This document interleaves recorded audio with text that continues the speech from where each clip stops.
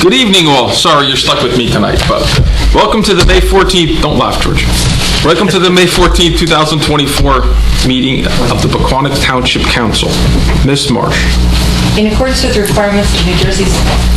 Let's try that again.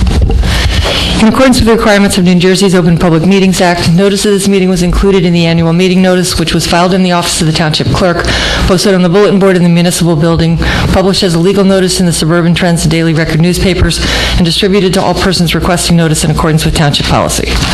Great. Please join me in the Pledge of Allegiance, followed by a prayer and a moment of silence for individuals serving our nation. I pledge allegiance to the flag of the United States of America and to the republic for which it stands, one nation, under God, indivisible, with liberty and justice for all. Most gracious Providence, we ask that you bless this governing body with an abundance of wisdom and understanding so that every deliberation will result in actions which will promote the common good and the general welfare for all of the people of Pequannock Township. Amen. Amen. Clerk will please call the roll. Mayor Hurd is absent. Mrs. Florence Lynch? Here. Mr. Cole? Here. Mrs. Russell? Here. Mr. Tracy? Present. Moving down our agenda, there are no presentations scheduled for this evening.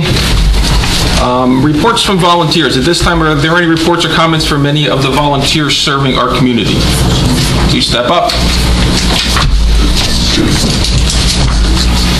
Just announce your name, I guess, in the committee.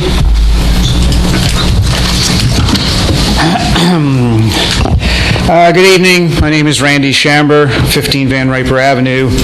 I'm Social Equity Director for the nonprofit group Propel Pequannock. And I'm here to update our Town Council on activities and initiatives in 2024 so far. We are planning for our third annual Pequannock Pride Fest at Greenview Park on Saturday, June 1st from 11 to 5. We are thrilled that this event continues to grow. We will have over 60 vendor booths and 9 food trucks this year. These numbers are nearly double from our very first event. The event's primary sponsors are Atlantic Health Systems with Chilton Hospital and TD Bank. Additional sponsors include Rita's Italian Ice, the Pequannock Chamber of Commerce, Birch Tree Psychology, and Christina by Design Hair Salon. There will be family fun, kids entertainment, including Ants in the Pants with Miss Jolie, and a Pride Fest favorite, Rizzo's Wildlife World. The Pequannock Boys and Girls Club will host a free sand art, and of course, main stage will feature live music all day long from the students of Shamrock School of Music, and admission is free for everyone to the event. The booths will feature some great art, jewelry, clothing, and informational booths from our Environmental Commission to the PTHS Gay Straight Alliance. And of course, my favorite, make your own tie-dye t-shirt from Liquid Blue in Lincoln Park. We're looking forward to a full day of fun and kindness.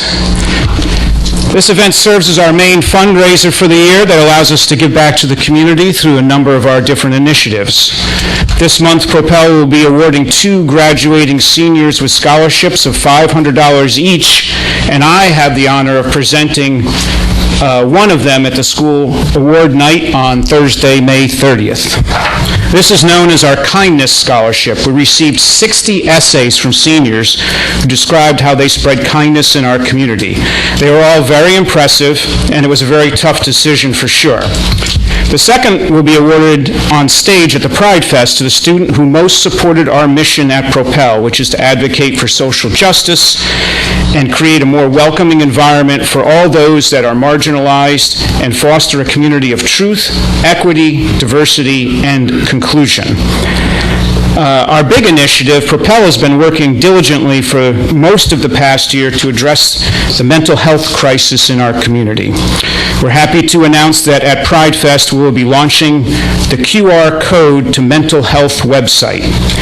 Working with professionals in the field, we've compiled a list of local, regional, state, and national mental health resources. Those resources reside on our QR Code to Mental Health webpage, which is easily accessed through our QR code, which will be in the press release that I'm going to hand out to Ms. Marsh after the presentation.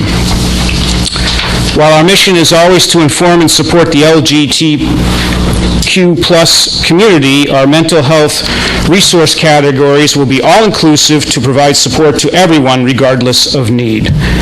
The original Stigma-Free program introduced the need to normalize seeking mental health and set the stage for the next step, a quick and easy resource for the township residents to find help whenever they need it.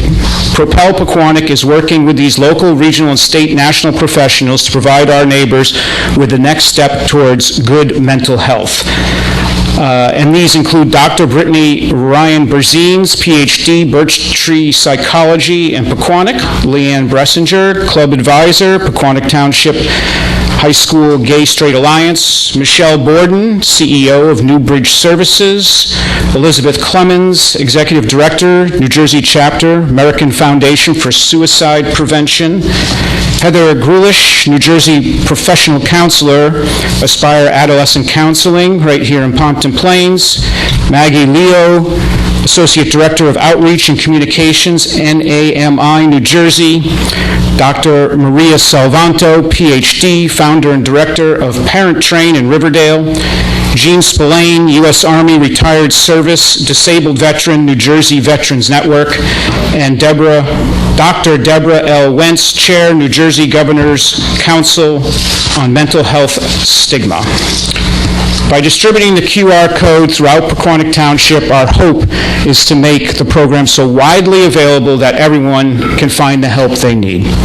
As a result, we hope to make seeking help for mental health truly stigma-free in our community. I will leave a copy of the press release about the QR code for mental health with Ms. Marsh for all the council members to read.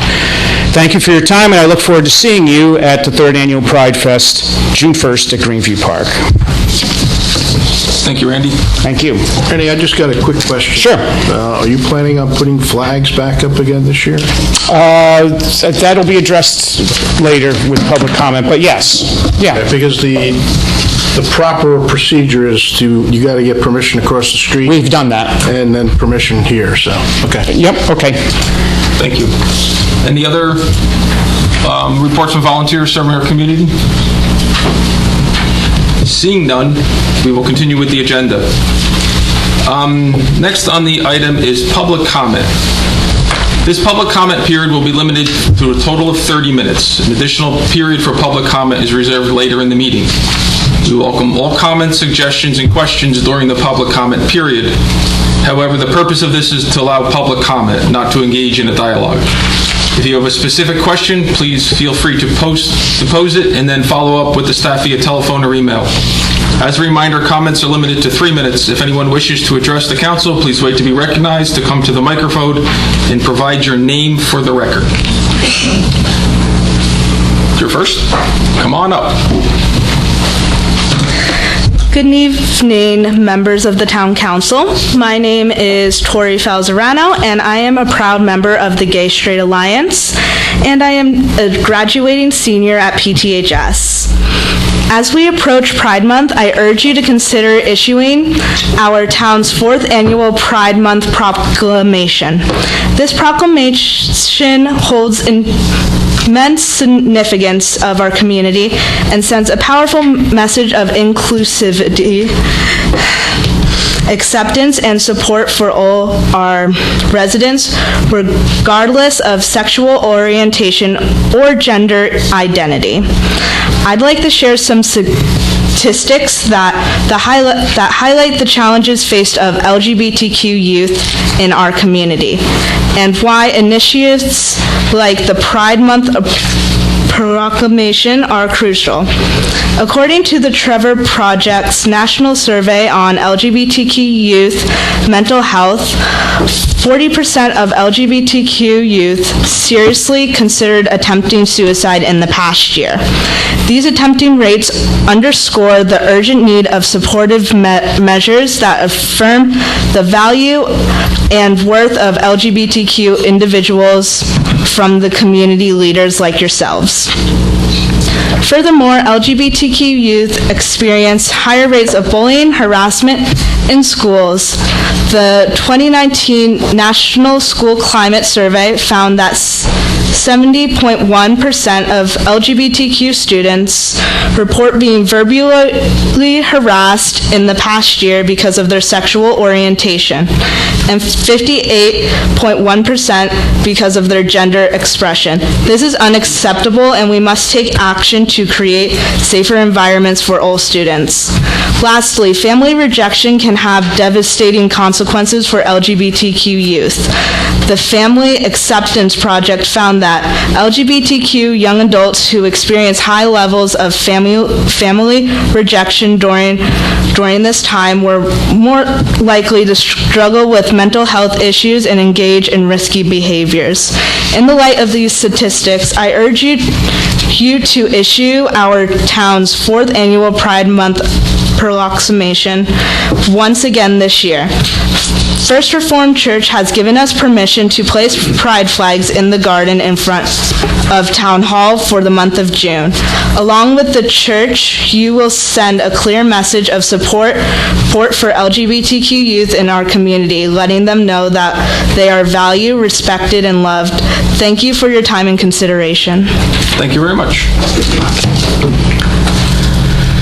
Is there anybody else would like to? Mr. Deputy Mayor, are these public comments now related to the subsequent agenda items in the public hearing section? I'm sure you could, sure. There'll be a separate public hearing on the ordinance. Thank you. I think that's what you're asking Yes. about. Yeah, there will be. That'll be a separate public hearing. Thank you. He knows better than me. Yes. Good evening. Hello, Sandy LaCourte. Do I do the address or no anymore? No. Okay. I'm actually back here again, I'm full circle, to ask about roles and responsibilities. I'm under the impression that, for instance, our fire official is under our town manager, under his jurisdiction or authority, is that correct? Mr. Brewer? As the mayor pointed out, this is a point for public comment, not for public discussions. Oh, okay, all right, so let me... If you want to lay your things out, we can respond later. Okay, perfect. So I've been told to come back here full circle about codes and ordinances, particularly the parking code 360-5, which defines a parking space, an open space, or a garage on a lot used for parking of motor vehicles, and to which there is access from a street or aisle. So my concern is that this code is not being followed in a different situation, which I'm not asking. I know you don't vote on anything. I'm asking for adherence to our codes and the people who are empowered with enforcing them to apply them, even and when other things are already brought on the public record elsewhere. That also goes for our fire code, and there were several codes which I had written to Mr. Brewer about. I contacted DCA, and they said that the fire code official, there's a code that says they cannot diminish, or they can only make adjustments or modifications when things are inadequate. So a fire code official doesn't have authority to reduce things or make them less, only to modify them when they need to be made more stringent. Then they said that if there is any discrepancy or issue with the fire code, you need a variance. So no variances that we are aware have been applied for due to fire code with at the 60 Sunset issue. So I'm just very confused about the person who's supposed to be enforcing. If that only kicks in after the build, I get that, but then don't say anything now, because you haven't checked all the codes. And those codes need to be followed, because when it's a school, it has to follow the New Jersey Department of Education health and safety requirements for non-public schools. So I don't know if our fire code official has been told about that, but that is another issue. Then there's the issue of 360-45 76G, the location for a school, which the location is not, it's not just that they need 5 acres, they also must be located on an improved road at least 50 feet wide. So that's the issue, is there's a variance that's being only asked for that's 5 acres, and there's 2 components to this code. So I would like, who do I talk to? I was sent back here because the code has, there's the lot size and there's the location. Those are 2 separate issues. So who do I talk to? Because tag, you're it. They sent me back here. Not you, Mr. Dreesy, but just in general, like who should I be getting this information from? If there's a code, which I can prove all the codes, they're in our codes, we have them, and they're not being followed. And then, does Mr. Brewer make the people follow the codes? Do I write you guys a letter? Like, what is the procedure to have our codes followed? Okay, all right, we will address that once the public comment is over. Okay, all right, and by the way, I'm never asking anyone to do anything they're not supposed to do. I just want to know how the system works, and so I can work within the system. Thank you very much, Mr. Dreesy. Thank you. And everyone. Is there anybody else for public comment? Yes, come on up. Lorraine Robertson. This is another issue for Mr. Brewer. I know you cannot comment on this, but this does have to do with the 60 Sunset. Many people had commented in regards to the 60 Sunset application with their demolition. They had, prior to April 26th of this year, they had containers delivered to their property. And we had noticed, many neighbors had noticed and called the construction company. We first called Lori, who told us that we needed to go to construction because they were starting to do asbestos removal without permits, without a work permit. So we called on April 26th, sent an email, sent a letter. Bob was dispatched to go out. A stop work order was issued. They continued to work throughout the weekend, and also on April 30th, when we called again to have another stop work order issued. And the reasoning was because, according to EPA codes, environmental health, there's a procedure that has to be followed, and one of those procedures was in closing the school, right? Because of the asbestos. They were removing asbestos into a dumpster. We have no idea if the company was even a certified company. There was a picture of a truck, but there was no PPE being used, and these fibers are being exposed with their open windows in the air. And that is a concern. So our question was, who do we as residents rely on to enforce this? So we were told it was Bob. However, Jill Hartman also told us as residents it's our job to police the town. Which, I'm sorry. I've heard that one before. Right, so, again, Mr. Brewer, you don't know what you don't know until someone tells you. So this is why we're coming here. We are truly a passionate community about who's doing what in town, right? I've called on other issues that are resolved right away, but it wasn't until May 2nd they got their work permit, and many people observed, again, them working without PPE, open windows, without an enclosure, and even without the double plastic sheeting that's required. So we bring this to your attention. We don't know how it should be addressed, but as our town manager, we feel that the responsibility comes back to the town council. Thank you very much. Thank you.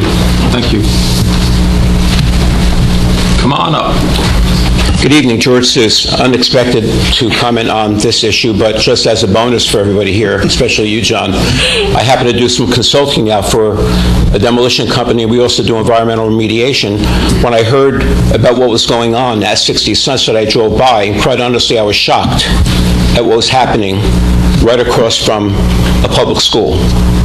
Shocking. I've seen COs denied in this town because the bathroom vanities didn't have the knobs on them yet. I've seen COs and temporary COs withheld. Be happy to document it, but you have to Oprah me. Send me a written request. Back to the remediation. It would be very reassuring to learn if and what actions were taken against the contractor, against the owner. And John, another coincidence, the firm I work with happened to do a little work at the First Reformed Church. We took extra great care because of the children there. We schedule it through the holidays, so you have personal proof positive of the right way to do things, particularly when kids and the public could be potentially and severely impacted. So very disappointed to hear what went on. It would be even more disappointing to learn that no actions or sanctions were taken against anybody. That would really, really double the wound. Thank you. Thank you. Thanks, George. Thank you. Good evening. Hi, Patty Horsting. So I think the town attorney probably knows my name and Mr. Brewer. There's a candidate running for election, Ryan Hurd. His signs are on telephone poles, they're zip tied to stop signs, and I seem to be getting the runaround with anything being done. According to First Power and Light, it's against state law. They've notified the town. They've supposedly notified Ryan Hurd. The mayor, still nothing's been done. The stop sign, according to the chief of police, he kind of passed the buck to, I think, you, Adam, saying it's a town manager's problem. We're looking into it. According to New Jersey Department of Transportation, it is the town's responsibility. It's a stop sign on a public street that you have Mayor Hurd zip tied to the street sign. You have the welcome sign in Pequannock that was again told it's the Chamber of Commerce. Well, Ryan Hurd did take it off that day, and he put the sign right next to it. Again, that's private property, or it's possibly Pequannock's, because it's on the bridge. Why is this mayor getting special treatment from this town and laws are not being enforced? It is a state law that prohibits signs such as Mayor Hurd's signs being on the pole. And I know the town attorney and I talked, but I did more research talking to other prosecutors who says it's a state law. There's no, hey, we can't enforce that. Your police department should be enforcing it, or your town manager should be enforcing it. And it seems like, because he's the mayor, he's given a pass. And it's been now, what, 5-6 days? And he still has the signs up on numerous telephone poles. And I'm sorry to say, well, I'm out of the city, I'm out of the town. You don't have any friends in this town? You know, why is this town allowing this to continue on? Because you start with the little small problems, and it continues to be big problems. You know, I know some of the people, and I showed up late, have talked about 60 Sunset. Why is this mayor attending these meetings when it jeopardizes the town? Is it being done purposely? I don't know. And as a citizen, this should be a big issue for this town, that we have a mayor that seems to be above the law, because nobody's doing anything about it, and it appears that everybody's trying to protect him. Thank you. Thank you. Anybody else for public comment? Okay, seeing none, we will continue with the agenda, but I guess, Mr. Brewer, can you answer a couple of the questions? I can give it a shot. Sure. So with respect to the comments pertaining to 60 Sunset, I can't comment. It's an ongoing application before the Board of Adjustment. While the Township Manager exercises oversight over mobile municipal operations, I can say that generally enforcement officers, whether they be zoning, police, fire, etc., licensed people have the ability to exercise discretion. So there are things that are outside of the control of the Township Manager from an administrative perspective. Generally, I can't have any comments about 60 Sunset because of the ongoing application. Second comment, I believe, was also about 60 Sunset, so I can't comment on that. With respect to the asbestos remediation, which I take to be outside of the application before the Board of Adjustment, I think it was noted by the member of the public that upon notification, the construction official immediately went out, put a placard up of a stop work order. I understand there was interaction between the township's construction official, state officials. There's a complexity to it that I'm not prepared or able to discuss today, but I'll get a report and bring it back and follow up with the construction official to find out where we ended up and where we were. But township response was immediate, and they did go right out. What the ultimate outcome of that is, I can't report on right now. I don't have it. And then with respect to signs, I can share that the township's approach to political signs, if you review the ordinance, they are exempt from the municipal ordinance. So from an enforcement perspective, the township of Pequannock will remove them from municipal property if they're placed on municipal property or on right-of-way that fronts municipal property. But with respect to private property or property that is not the township of Pequannock's, I'll defer to Mr. Oostdike to give the legal perspective on why the approach is what it is. Mayor, could you just comment? Yes. I can. Just a couple things. One thing we have to be very clear about, there's no doubt that the state law and the position of utilities are signs should not be on poles. So they are not to be on poles. It's illegal language for it. They're not supposed to be there. It's private property. You don't get to put signs on other people's property, and that is private property. So signs should not be on poles. Just like the Township of Pequannock protects its property from signs, and if someone puts a sign on township property and we don't allow it, we take care of it. So we expect the utilities in the state of New Jersey to do when signs are put on their property. And it's very convenient for utilities in the state and then others to say, talk to the township about it. It's their property. They need to manage their property. And of course, they say they'll give permission to the town to manage. The state of New Jersey is happy to turn jurisdiction over to municipalities and let us do it. And then when we make a mistake and take down a sign we shouldn't, it comes back to us, and it does. So we are reluctant to enforce the state's rules on the state's property. Stop signs. What about the stop signs? So this is not. No, it's not. We're responding. So please. We're just answering where we are. They're not to be. You're correct, Pat. They are not to be on stop signs either. And I should have said that when I said poles. Stop signs are the same thing. Signs, but stop signs are not all municipal signs. I don't know the circumstances of the particular stop sign. We'll find out. If it's a township sign that the township put up and a township responsibility, we should be taking it down. According to the Department of Transportation, it is Pequannock. Okay, if it's Pequannock sign, we will follow up with it and we will remove it. We're not going to do it back and forth, but if it's any property of the township, Mr. Brewer has been directing his staff that if it's on township property, it needs to come down and we need to enforce it. If it's on other people's property, they should be enforcing it, though there is no doubt in my mind that they shouldn't be putting it up there. If you look at any of the stuff put out by the utilities about their poles, they're telling people not to put signs on their poles. So we'll be clear about that. And I believe the policy of the administration has been when we get reports of it on poles, we notify the utility involved. And the utility involved, I think in some cases, has responded and told the person who's putting them up to get them off, or responded to the town that they don't belong there, so we can pass that information on. It isn't perfect. It's not. The signs are it's taking too long to get signs down. But that's where we sit. And property owners when we're aware, we make aware anybody who owns the property, and I think that's where we've left it, Mayor. Thank you, Bob. Okay, the public right. Yeah, we shouldn't do that. You're right. No, we can't. There's a public comment later, so feel free to come up. I don't want to start this because we're going to be. Yeah. I'll wait till later and change the subject. Thank you. Moving on with the agenda, we are going to move to the manager's report. Mr. Brewer.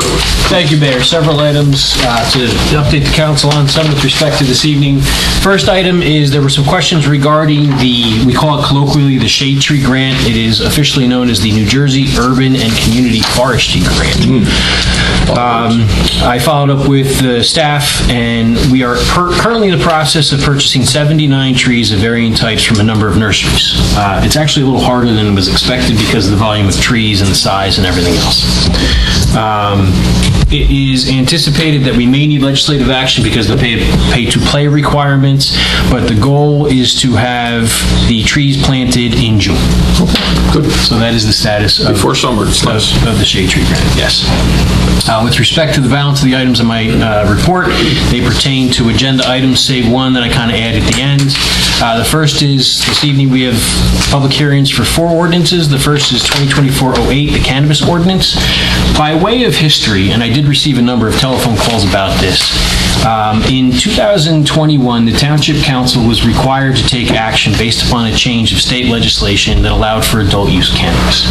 And in 2021, the Township Council approved the cultivation of marijuana in the agricultural zone, or specifically the AG1 zone. This evening, we don't have an ordinance that changes a significant amount, because that is existing legislation that it permits it today.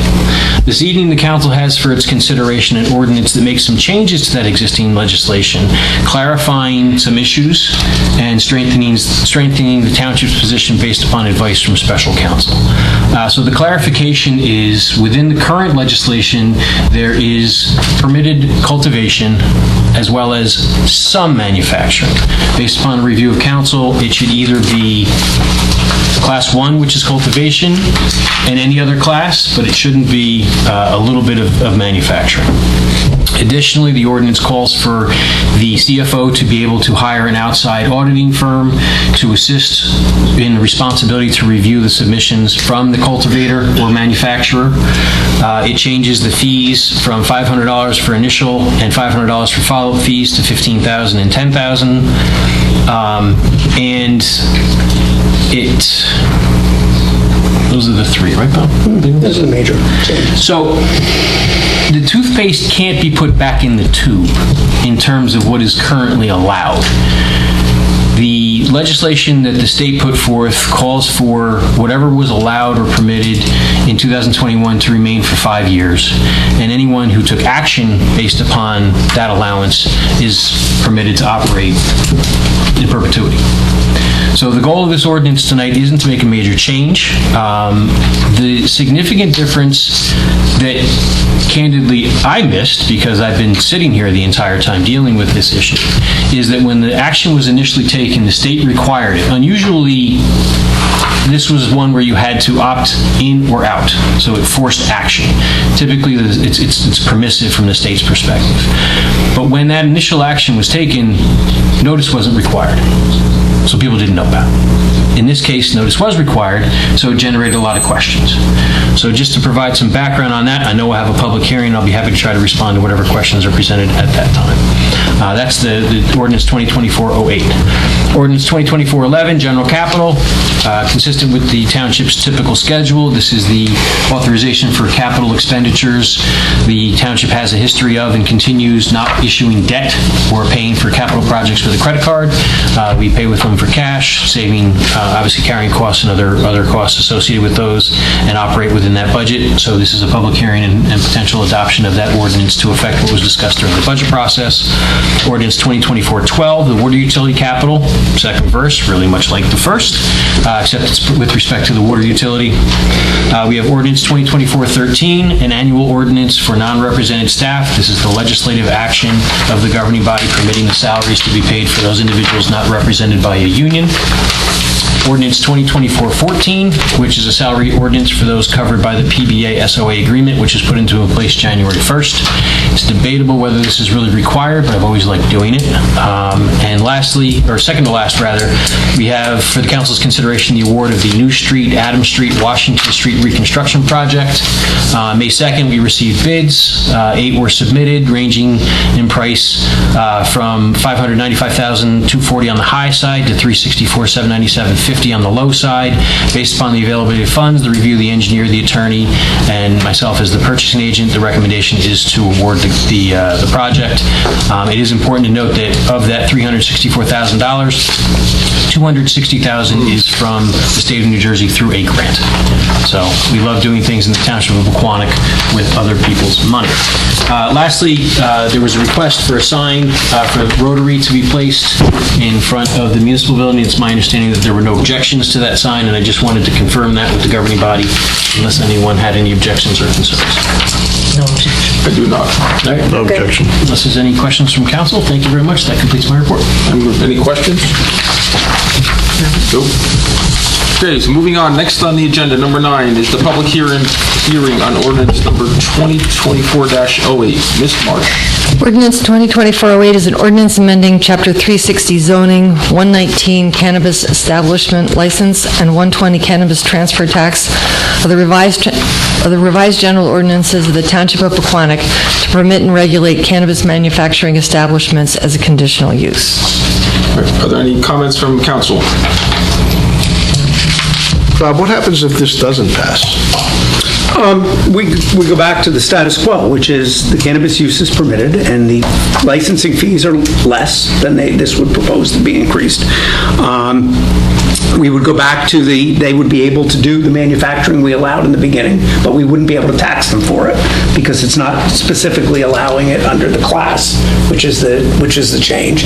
So it would be to the advantage, it would not be to the advantage of the township because we would be the ones giving up some of these additional rules and regulations that we're trying to do. This is not going to make these cannabis uses illegal, not passing this ordinance. They are. We've made it that way. That's what our code currently says. This is just an attempt to tighten up on some of the things that, again, Township brought in an expert to sort of review what our legislation had been, make some suggestions to tighten it up. And one of the things we learned from him is it's not an unusual problem we have here. Everywhere where this is being done, it's a tax situation. So if nobody's watching what's being done and nobody's bringing in auditors and doing work to be sure that everything that is taxable becomes taxable, it's very hard to manage. So the recommendation is to increase the fees because we're going to have to do a lot more work if we're going to watch it like we should be watching it, and to require things like audits to be done. So we have some assurance that we're getting proper records regarding the amount of cannabis being sold. So it will not change the approvals that have been received, and it will not change the fact that you can grow and partially manufacture in our limited zone. When you say limited zone, right now the only piece of property that can grow marijuana in Pequannock is formerly the Grow Right facility? Yeah, the former Grow Right facility is the only property in town that has applied for and gotten licenses, in the process of getting licensure from the state for this. And the parameters put around, which the state has allowed us to do, put around this use, would make it very difficult for a second similar use to take place there. Not impossible, but it would be quite a process, and we have no indication that that's coming. And I'm glad we're tightening it up, because what happened is when the state came up with this, they didn't give us a lot of time. Right. If I remember correctly, we had 3 months. 3 months to decide what we're going to do, submit it to the state, and if we didn't decide, then everything would have been yes. Then they could have sold it and manufactured and done everything. Not only was the time short, but it was something we've never dealt with. We've never done it. Nobody had. Nobody in the state has. So No. I thought it was a good idea to bring in the special counsel to review what we have done already. Yeah, no, I agree. I mean, that was the direction. The direction was it's better to have control than do nothing and to be able to adapt as you go. Right, so there's nothing in this that allows them to do more than they were doing before. So I want to clarify that, though, because what we clearly allow. I thought there was. Yeah, we're allowing manufacturing, and we're using the term manufacturing of cannabis. The original ordinance said cultivation, but defined cultivation in a way that allowed certain manufacturing, because that's part of the cultivation process that they went into. So what we did in the original ordinance is we defined the cultivation in a manner which allowed a piece of manufacturing to take place. We thought we were doing something that would make it more limited. And that's why we did it that way. The review and the experts said, well, by doing that, what you've done is you've limited yourself to taxing the cultivation piece of this, because you're calling it all even though the intention in their board approvals give them the ability to do one aspect of manufacturing, not all aspects of manufacturing, but I guess one aspect that would be called manufacturing. And by doing that, we limit ourselves. We limit our ability to tax it. We limited our ability to regulate it. So the suggestion that came from council was, call it what it is. Don't try to call cultivation partial manufacturing. So call it what it is. Are we opening up to letting them manufacture more? We are opening it up. No, we're opening it up to letting them do anything that comes under the definition of, well, I should be careful. That the ordinance would allow someone to get approval to do anything that was included within the state's definition of manufacturing. This project already has their board approval, and it is limited by that, continues to be limited by that board approval. If we delete manufacturing from this, which we could do, that's what we did the first time, what we would be doing is essentially not being able to regulate or tax that element of it. So if they wanted to do more manufacturing, they would have to go before the board anyway. They're probably going to end up having to anyway, because their approval there's probably going to have to be some changes to the approval that they have. It's my understanding. When you say the approval, what approval? Their planning board approval, yeah. They've not built under their planning board approval, which is one of the problems and one of the issues. Also, one of the reasons we can continue to make changes, because they haven't actually implemented their approval. We keep talking about taxing, we haven't made a dime from them. No, we've not. And to be We quite were honest, under the impression that we were going to get more tax money when we approved this. to be quite honest with you know what? The money to me is nothing. Right, because that's what we're getting. Yeah. How long do they have for the planning board approval? So when you receive a planning board approval, that approval continues until such time as there's a change in ordinance, which would change some of the standards. And you do have your 3 years, and you can get 3 years, 2 years, and then you can get continued extensions. And even after your extensions run out, if the board refuses to give you additional extensions, you still are able to work with it. So they're still under their approval, and they will be. All right. So I guess my other question is, so if there were prior requirements that on that piece of property, are those requirements still required to be completed and up to date and kept? That the board put on them, yes. Part of their approval, yes. And do we know, has anyone checked these prior agreements to see if there's any violations? You mean from when it was Grow Right and what they were doing is Grow Right? Yeah, the zoning officer looks at what that is and what that, where they were at that point. I don't know off the top of my head what's there. So I guess if residents come forward and say, hey, there was supposed to be a fence along the property line, there's no longer a fence, it's fallen down. Under the original? Right. Yeah. They would have to. They're required to do that. They would, until they do the new. Right. Right, because they haven't even started building yet. No. So none of the planning board conditions have been met because they haven't started building. Right. But the planning board has a time limit on the last approval. As Bob just said, it's 3 years, but then they can ask for an extension, and they can ask for an extension. They can ask for What's unusual here, and I think part of what causes the problem is, usually when you get an approval, you're getting an approval on something you're going to start from scratch. You don't get an approval and continue to use what you have while you get the approval, and do little bits of the approval, but not all of the approval. Right. You do it all, and then you get permission. There's a process in place where you can do it. It's called phasing. Right. They did not go to the board and ask for approval for phasing, so to phase in their new project. So their new project has to be the entirety, and it has to be done at one time before they can do what they do in that project. Okay. The problem is remember, before we did this ordinance, cannabis for medicinal use was permitted. They had a license for it. Right. And they had a greenhouse, and they were farming. In 3 containers. In 3 containers. That's what the zoning officer gave the permission for. I think a while back that's true. When it was medical marijuana. Have we been over there, like for any inspections? According to them, that's what they're selling doing there there now. I just want to caution, we're having a lot of discussion on the public hearing on an ordinance on matters that don't pertain to the ordinance. Yeah, we are. But it's... My last question. Can the town impose, say, hey, you know what?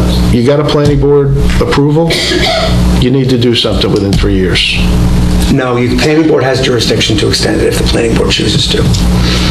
The planning board has the jurisdiction. They have to ask the planning board, And the yes. planning And the board planning board can can say no? They can, well, they can subject to review by courts of reasonableness, right? There's a standard to be met when you extend it, so.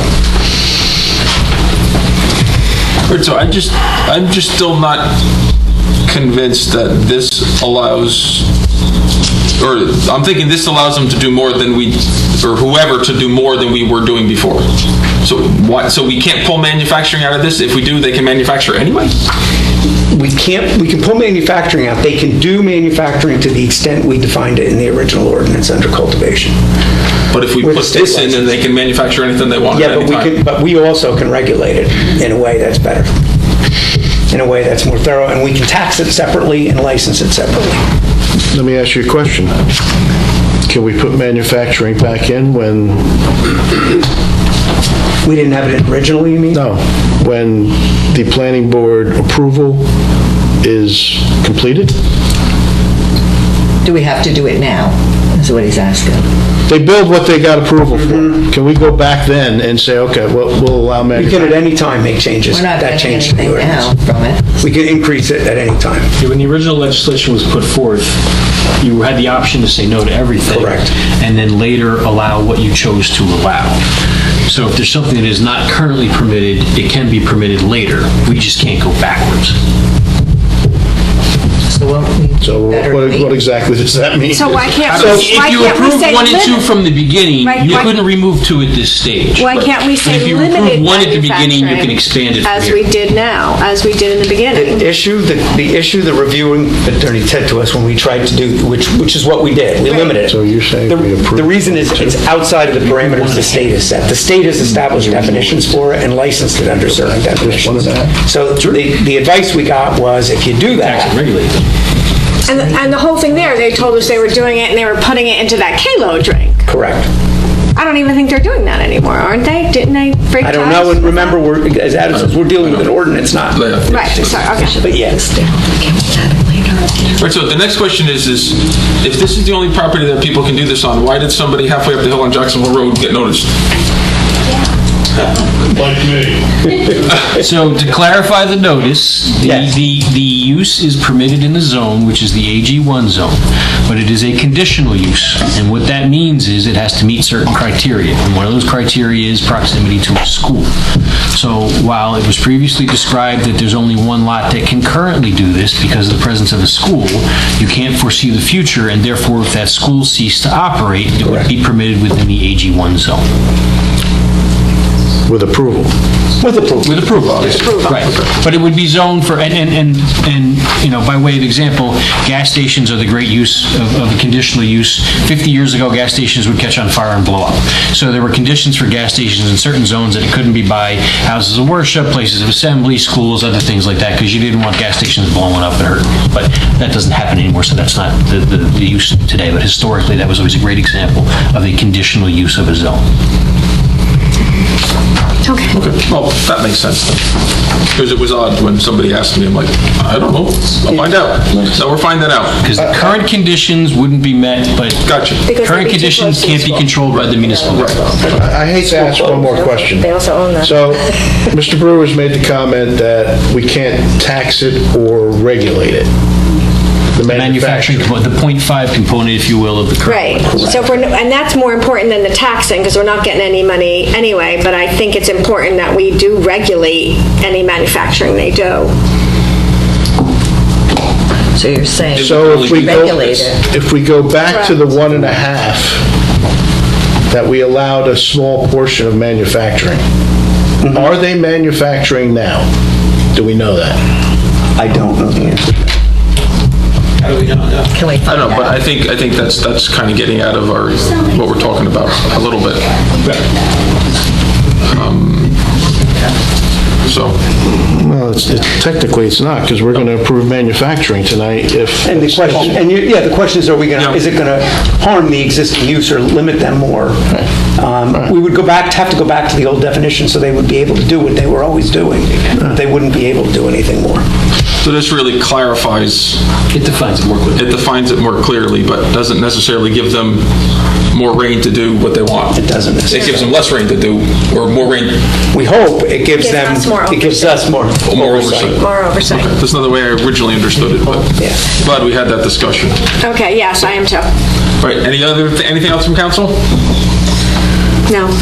Okay, so is there a motion to open up the public hearing? I'll make that motion. I'll second it. Okay. If anyone in the audience has any questions or comments on this ordinance, please come to the microphone and identify yourself for the record. One at a time, please. You can line up if you'd like. Thanks. Tom Newman, I'm the Chair of the Environmental Commission, and our Planning Board liaison brought this to our attention on Wednesday, so I took a look at it for the first time. And I have just some really, I think, minor comments, but if you're going to adopt it, I thought maybe I'd bring these just to your attention. So, let's see if I can tell you where I am. Section 360-47, paragraph U. This is about the odor control. Part 4 is odor control. If it helps, I can tell you where it is in the sections. I think it's under section 3, but on the next page. So number 4 says odor control.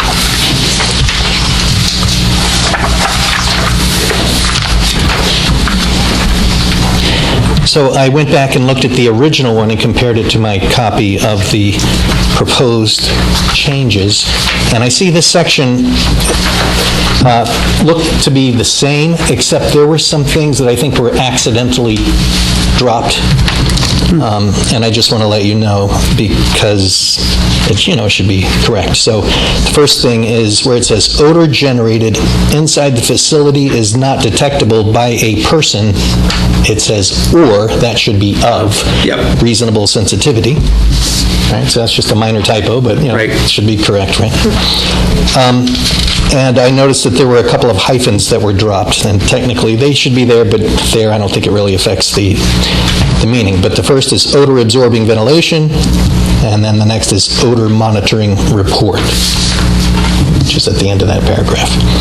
And I'll point out that where it says an annual odor monitoring report shall be created, it doesn't say what needs to be in that report. Just something to think about. If there's something you want to be in there, you should probably say it. And I skipped this, I guess, up one, where it says 3 eligible locations.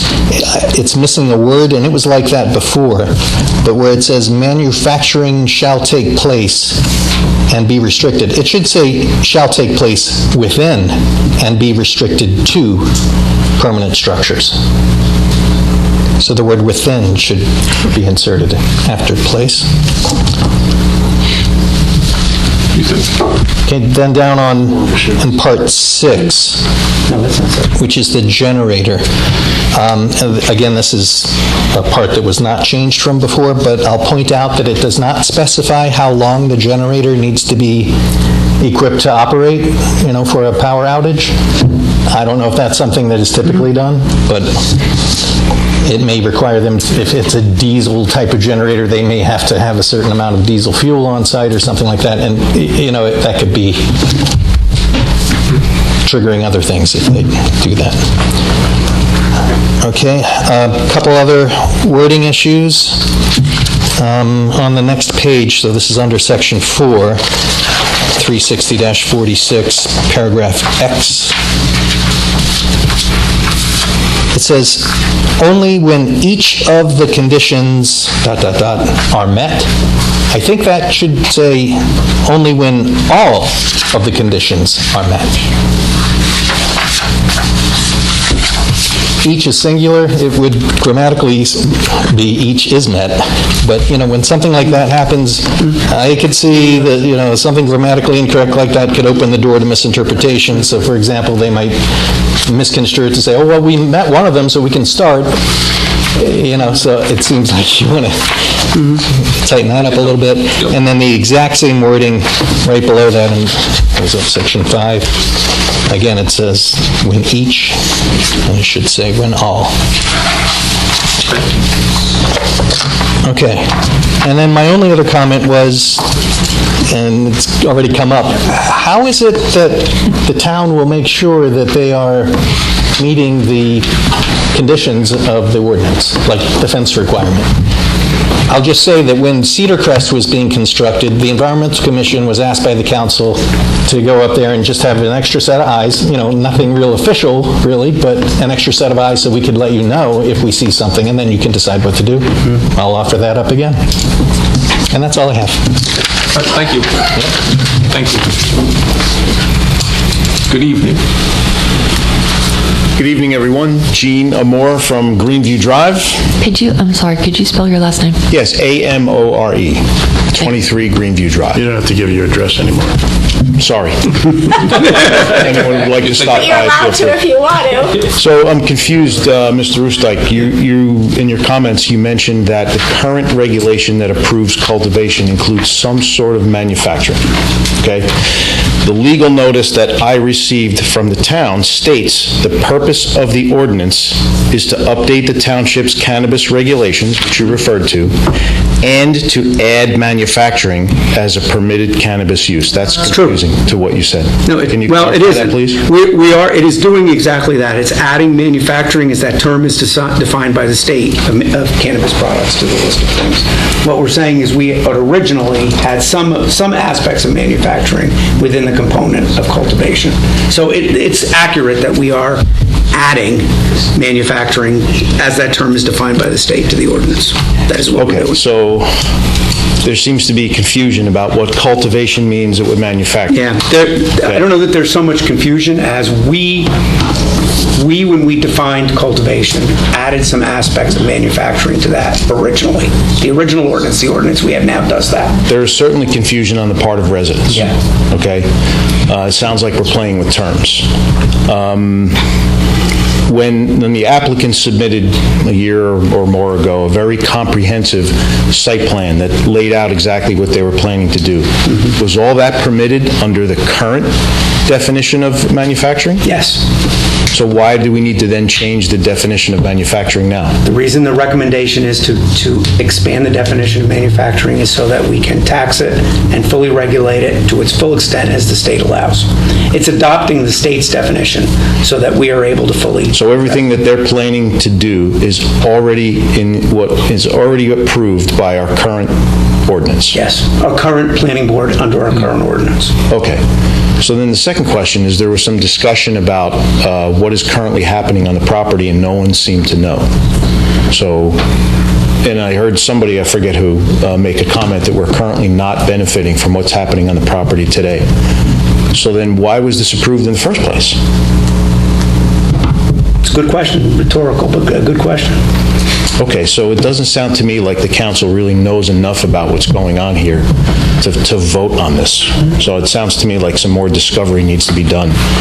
If I were in your seat, I'd want to be more comfortable on exactly what was happening on the property before we changed any ordinances. It's just an observation.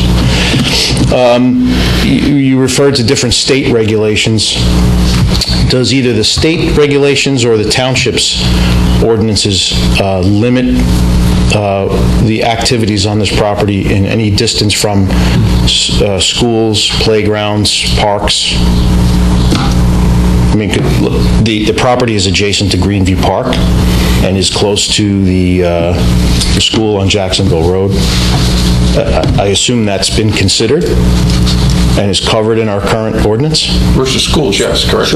What about parks, playgrounds? Is that in there? I don't know. It's not a change in here. I'm sorry? It is not a change in this ordinance. Nothing about that has changed in this ordinance. Should it be in the ordinance?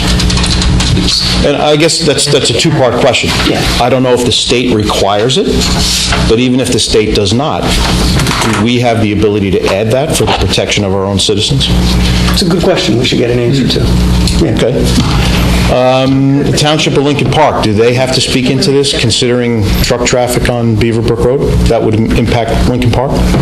Do we need to notify them, or do they need to speak into this ordinance change? They are notified as a municipality, I believe, Ms. Marsh. You send them to clerk. Although just municipalities and any properties within 200 feet that are in Wouldn't Lincoln include Park. Lincoln Park in this case. Yeah. Okay, and just last general question.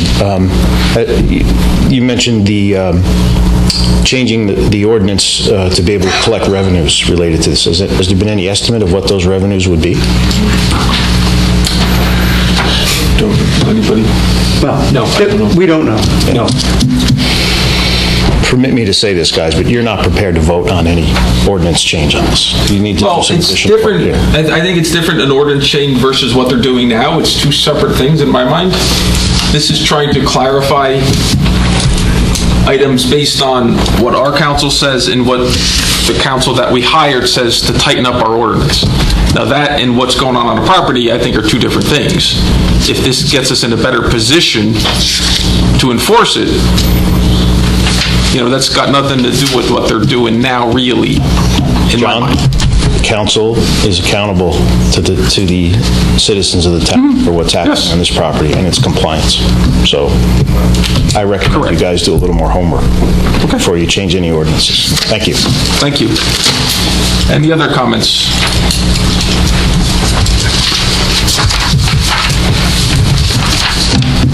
Good evening, George Seuss, Greenview Drive. Well, this is really a complicated issue, and, I had a very nice conversation with Ken Vandervriet on Saturday. We agreed on a lot of things, disagreed maybe on a few. And I got to tell you, there's a really small piece of me that kind of feels a little bad because there's such uncertainty, such confusion, such doubt, such reluctance, and respectfully, there seems to be more of a focus on monetizing this to the town's benefit more than clarifying the enforcement that should be going on, which I think sends a confusing message, perhaps, not just to the community, but to the owner as well. We had some lamenting going on up there about how you were under the gun to pass something. You were under the gun to declare whether you wanted to ban retail sales or not. That was statutorily set upon you, and you acted on it. What was not statutorily set on you was the decision during the township-wide master plan to rezone the property from I-3 to AG. And because it was done during COVID, and under the specter of a township-wide master plan, no legal notices were required to the affected adjacent residents. Counselor, you can corroborate that at some point if you deem that necessary. So no one even knew that you were positioning yourselves, followed up by amending the ordinance previous to this. And again, this is not the owner's fault. This is something we need to be aware of, okay? No one was under the gun, so while there was some lamentation going on, has nothing to do with the prior actions that were solely at the behest of this governing body. And at some point, we may get into what the genesis of the need to rezone that was under those circumstances of COVID and a township-wide master plan. And I'm glad that Mr. Brewer, somebody clarified in his statement made up there that this is the only AG1 that's currently permitted to grow cannabis, but it is not the only AG1 zone in town. So there are, in fact, other AG1 zones now with this precedent set that could and probably would, if they meet all the criteria, be able to get zoned for growing cannabis. Okay? You don't have to respond to that unless you're just dying to. We're not here to ask a lot of questions, but as a resident, homeowner, taxpayer, if this ordinance, and again, I'm not saying it should or shouldn't be voted, and that's why you get paid the big bucks. I'm going to interpret any vote tonight in the affirmative as tacit approval or tacit admission that everything in this ordinance is being enforced as it should be. There's a small part of me, a small part, Ken, but yet legitimately and honestly, that thinks there's a little confusion that contributes to some of the things that maybe I'm not happy with. So I would recommend to this governing body sharpen those pencils, stop pointing the finger at the NJCRC, and then they point the finger back at you. This was not approved by the legislature. This was a public referendum in the state of New Jersey because the politicians didn't want to touch this with a 10-foot pole. That's a fact. You know that, maybe they didn't. So they point the finger, well, the public wanted this. Well, now you got it. Now you have to manage it better. So respectfully, Mr. Brewer, you should familiar yourself not just with our town codes, but what is in fact the NJCRCs, and when things are asked of you that pertain to licenses versus permits, it's not a game of semantics. You know what the public's trying to ascertain here and understand. So unless you're averse to working with the community here, I would certainly appreciate it. And I know I'm speaking for my neighbors. Work with us here. We're not here to play games. We're not here to... I told you to your face, I don't want to see you fail. I want to see them succeed. It's here. It's approved. But you know what? Let's all play by the rules. Not just him, all of us. A couple more points, if you don't mind. Sure.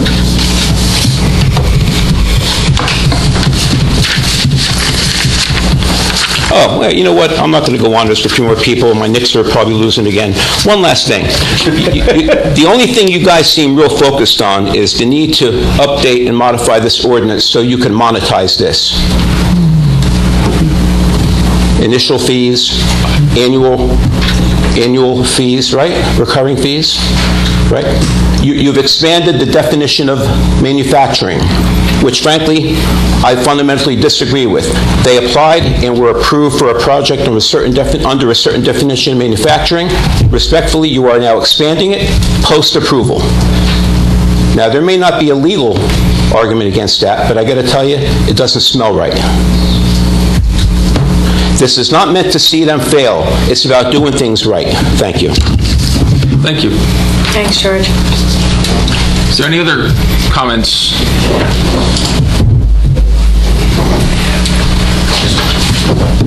Nope, Bart, you gotta wait your turn.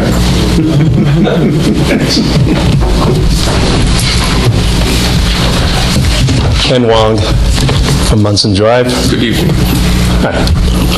I just have a few questions regarding some of the bulk regulations in the ordinance, proposed ordinance.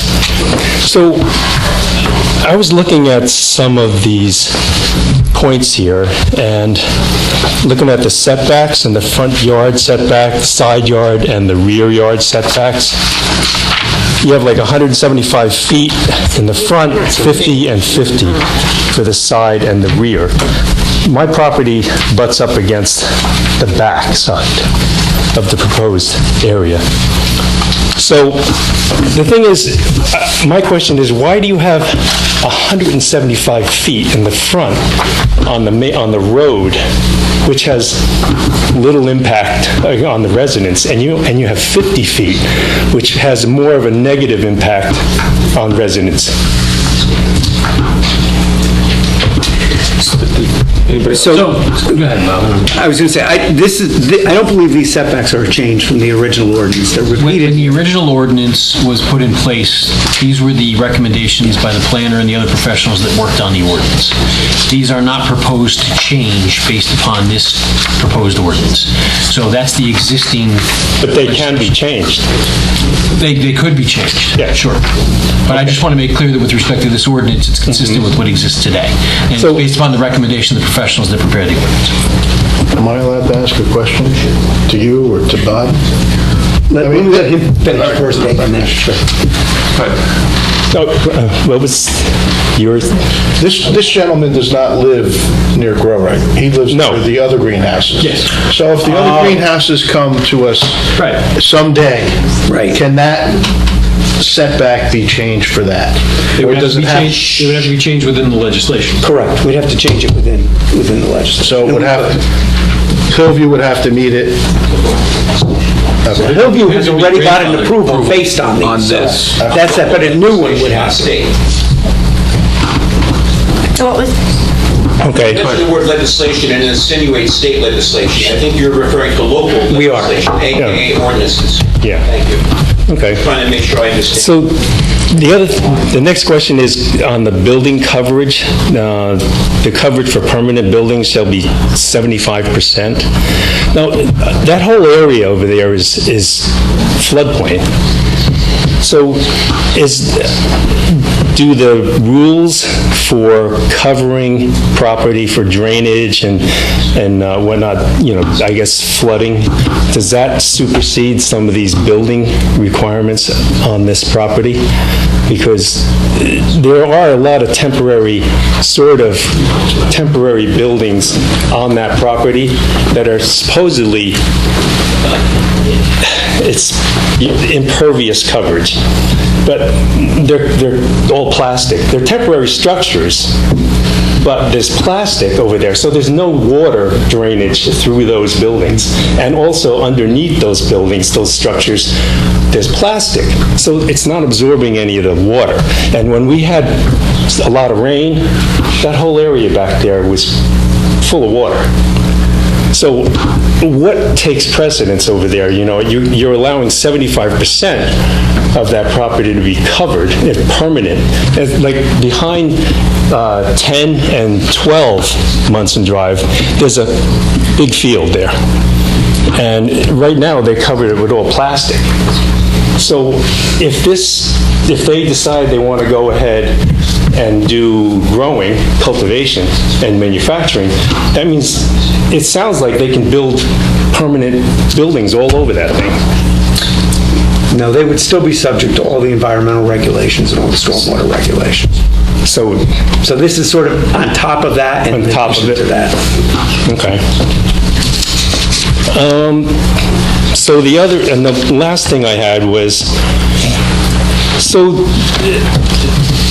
on the odor control,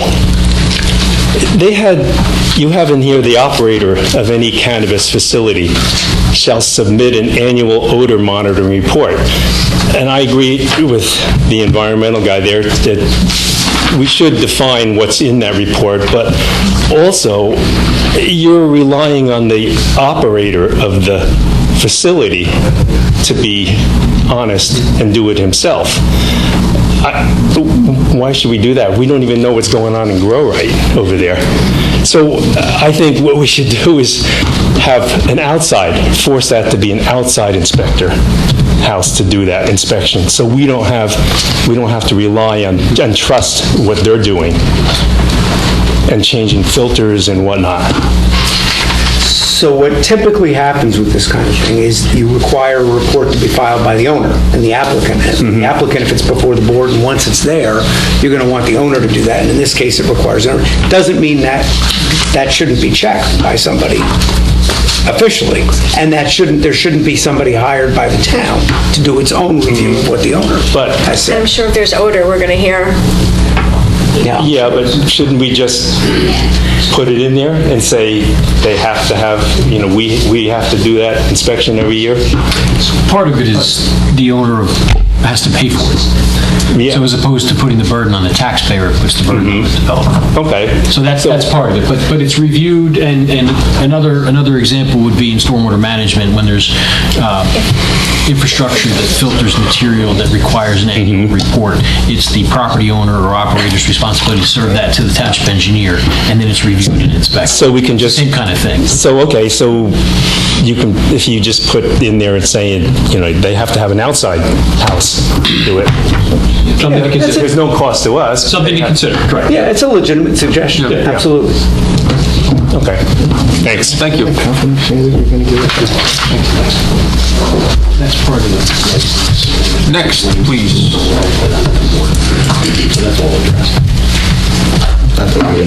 Ettore Bartolucci. Good evening. I have a question. In one of your, I think it was the township attorney, mentioned that there was a special counsel that was used to consult. Who was that? We entered into a professional services agreement with a local council who is working on cannabis ordinances throughout the state. And then we did that maybe a year ago. Ronald Mondello. Yeah, Ronald Mondello is his name, but that's his role was special counsel for cannabis legislation.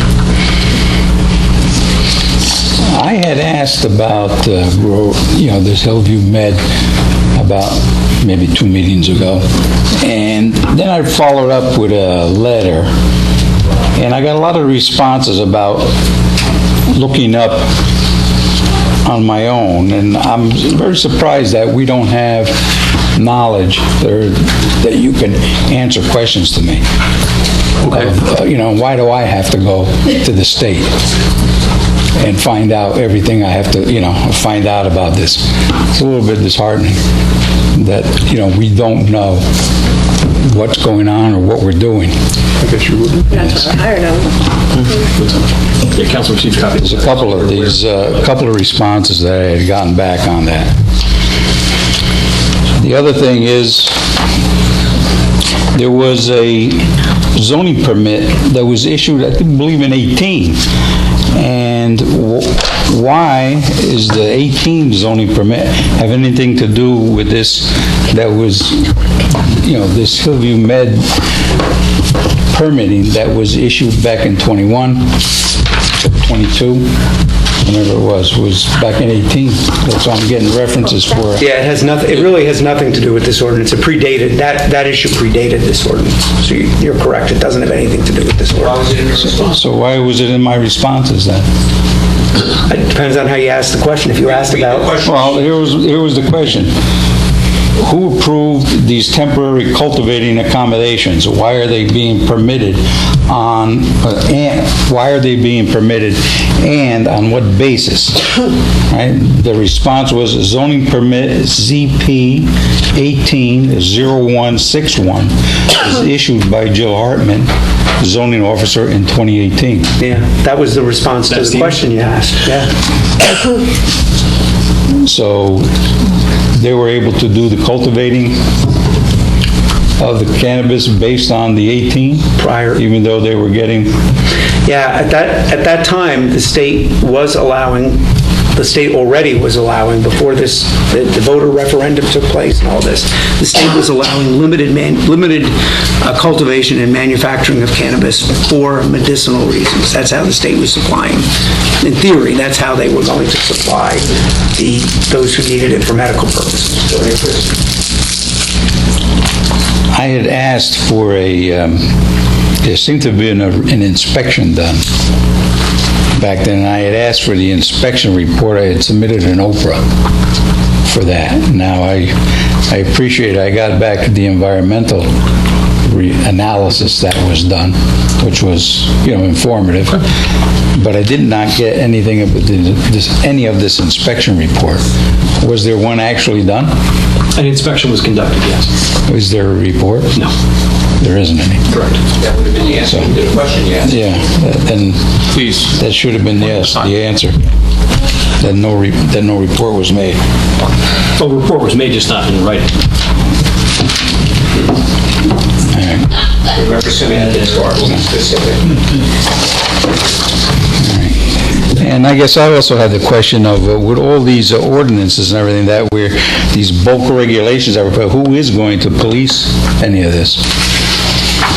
That's being done, or that's imposed. Right, so the bulk regulations apply when you go before the planning board, right? And you need make an application. They look at what the bulk regulations are and determine what variances are needed. So in that sense, they enforce it.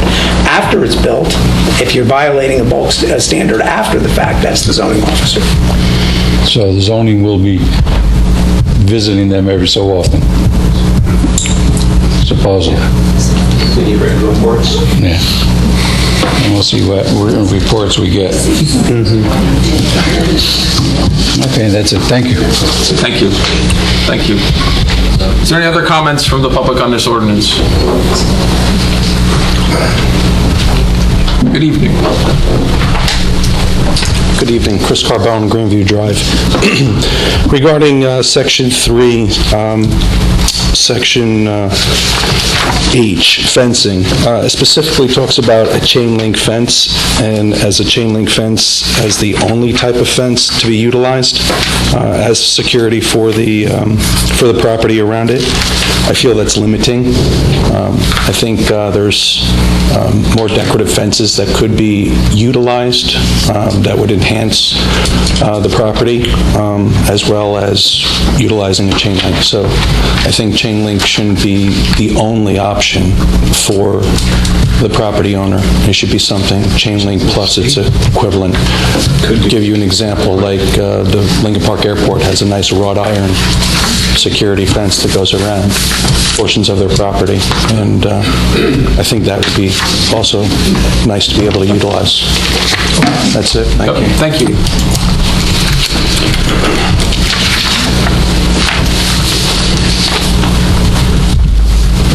Good evening. Hi, good evening. I'm Kevin Walsh. I'm a resident up on Munson Drive, number 16. Of course, live right next to a section of the AG1.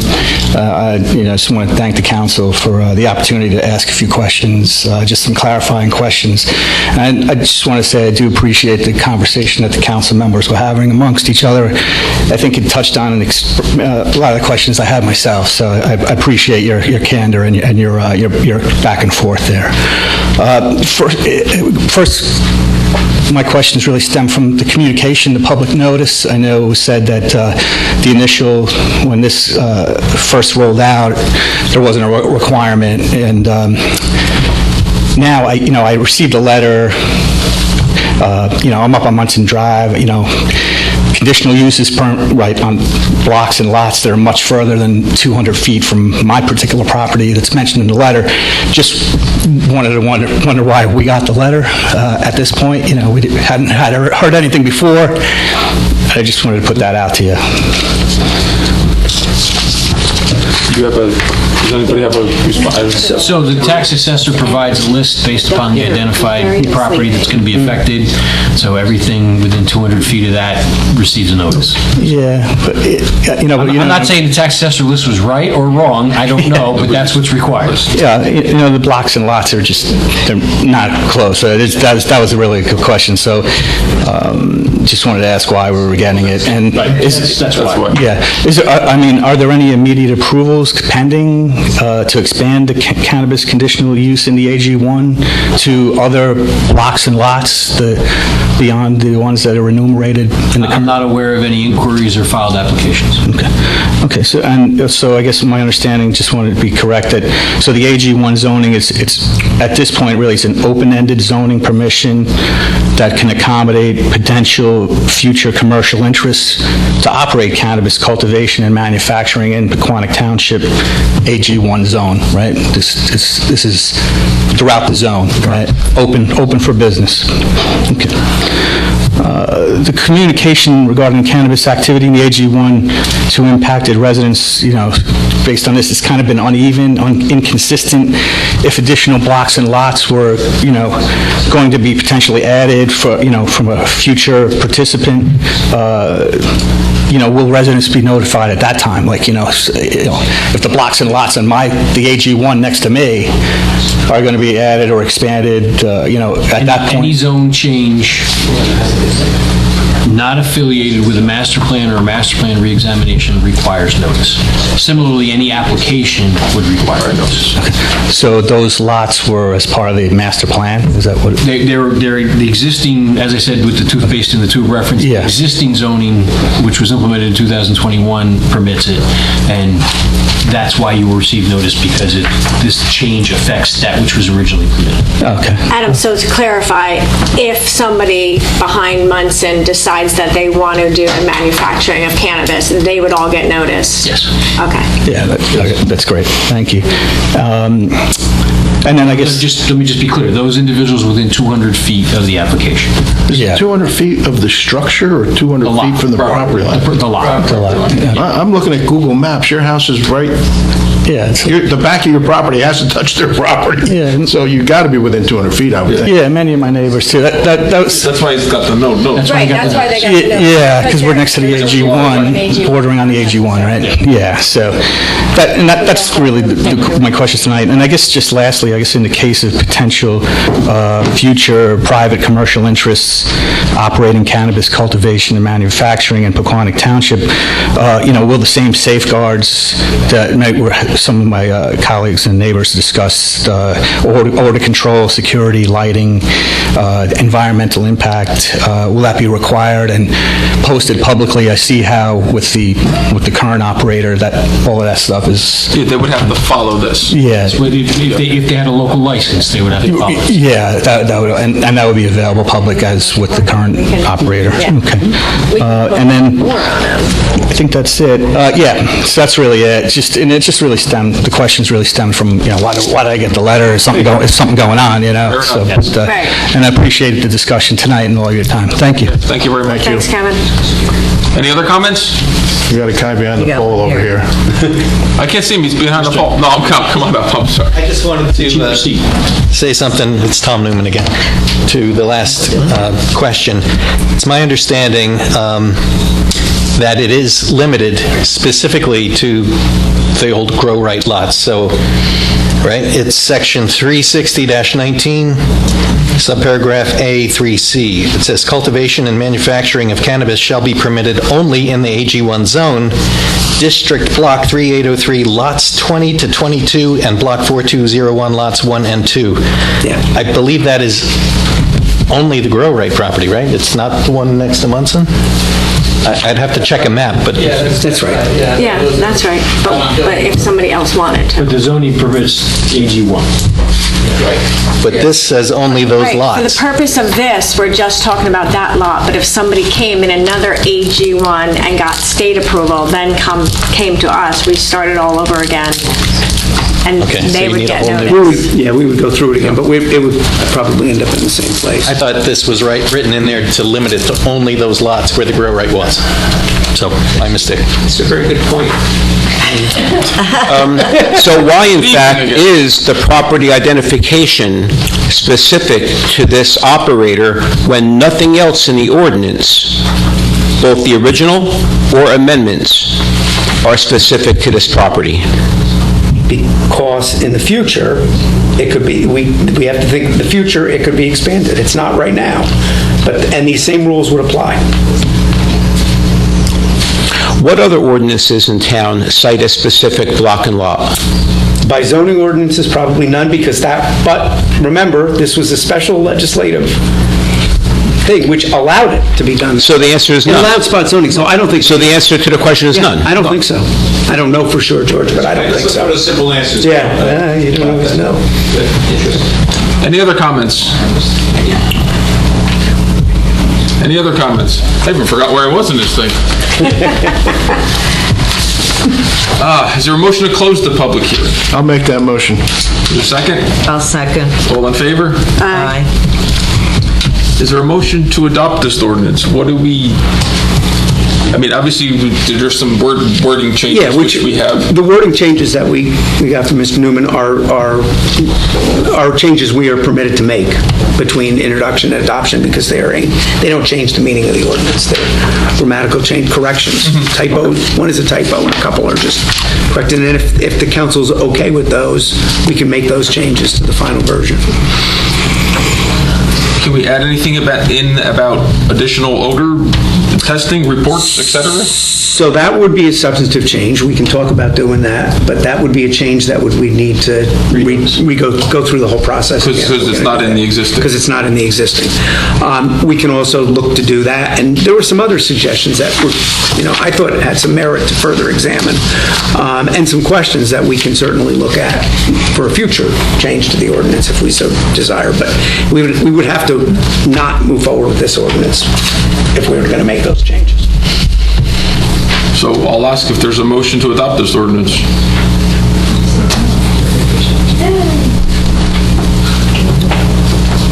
I think we need to clarify. Hearing none.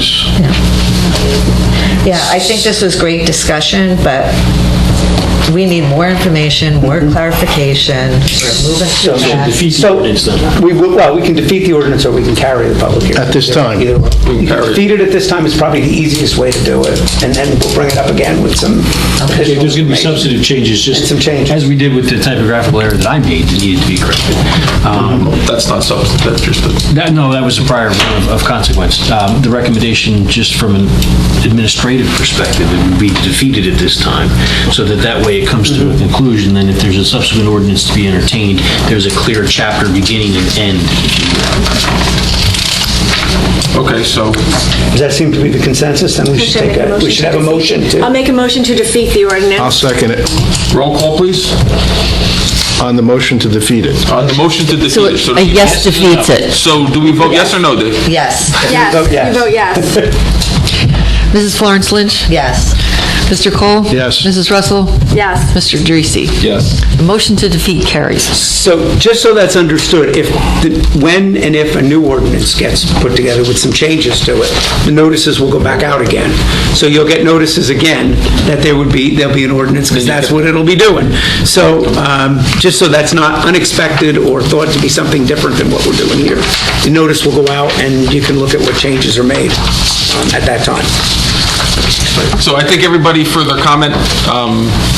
It's good when people show up and ask questions. It's good to see people out there instead of looking at empty chairs. Yeah, thank you. So no, thank you for that. It's a couple things we really should look at. So thank you. Deputy Mayor, can I ask the manager something real quick? Sure. So even though we didn't have, this is just for future, so even though we didn't have to give notice when we first did the cultivation, if we had chose to, can we? We could have, and I believe it was discussed. For the future, that's all. Okay, thank you. Okay, next on the agenda is public hearing on ordinance 2024-11. Ms. Mark. Ordinance 2024-11 is an ordinance providing for various capital improvements in and by the Township of Pequannock in the County of Morris, State of New Jersey, and appropriating the sum of $1,379,350 for financing thereof. Thank you. Are there any comments from council? Bob, can I vote on F? I would abstain, Dave.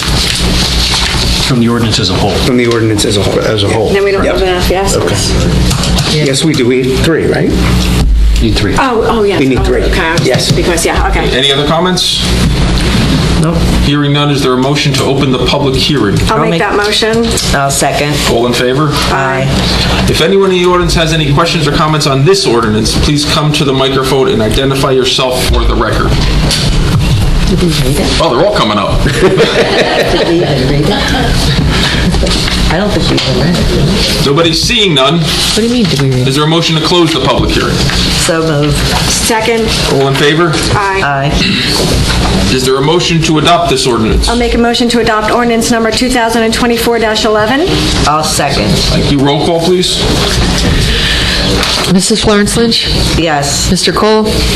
I'll abstain, and just for the people's knowledge, my son is a police officer in town, and that's why I cannot vote on this. Mrs. Russell? Yes. Mr. Dreese? Yes. Next, there's a public hearing on ordinance number 2024-12. Ms. Marsh. Hold on. Ordinance 2024-12 is an ordinance providing for capital improvements in and by the Township of Pequannock Water Utility in the County of Morris, State of New Jersey, and appropriating the sum of $232,000 for financing thereof. Thank you. Is there any comments from council? Hearing none, is there a motion to open the public hearing? I'll make a motion to open. I'll second. All in favor? Aye. Just waving goodbye to me. Oh, I thought you had a question. If anyone in the audience has any questions or comments on this ordinance, please come to the microphone and identify yourself for the record. Seeing none, is there a motion to close the public I'll hearing? make a motion to close. I'll second. All in favor? Aye. Is there a motion to adopt this I'll ordinance? make a motion to adopt ordinance number 2024-12. I'll second. Roll call, please. Mrs. Florence Lynch? Yes. Mr. Cole? Yes. Mrs. Russell? Yes. Mr. Dreese? Yes. Next on the agenda is public hearing on ordinance number 2024-13. Ms. Marsh. Ordinance 2024-13 is an ordinance establishing minimum and maximum salaries and pay rates for designated officials and employees of the Township of Pequannock. Thank you. Are there any comments from council? No. Hearing none, is there a motion to open the public hearing? I'll make that motion to open public hearing 2024-13. I'll second. Thank you. All in favor? Aye. Oh, no, yeah. If anyone in the audience has questions or comments on this ordinance, please come to the microphone and identify yourself for the record. Seeing none, is there a motion to close the public hearing? I'll make that motion. I'll second. All in favor? Aye. Now, is there a motion to adopt this I'll ordinance? make a motion to adopt ordinance number 2024-13. I'll second. Roll call, please. Mrs. Florence Lynch? Yes. Mr. Cole? Yes. Mrs. Russell? Yes. Mr. Dracy? Yes. I'm abstaining on that one. Next on the agenda is public hearing on ordinance number 2024-14. Ms. Marsh. Ordinance number 2024-14 is an ordinance fixing the salaries and compensation of the paid police officers of the Township of Pequannock for the period January 1st, 2024 to December 31st, 2027. Thank you. Are there any comments from council? Nope. Is there a motion to open the public hearing? I'll make a motion to open. I'll second. All in favor?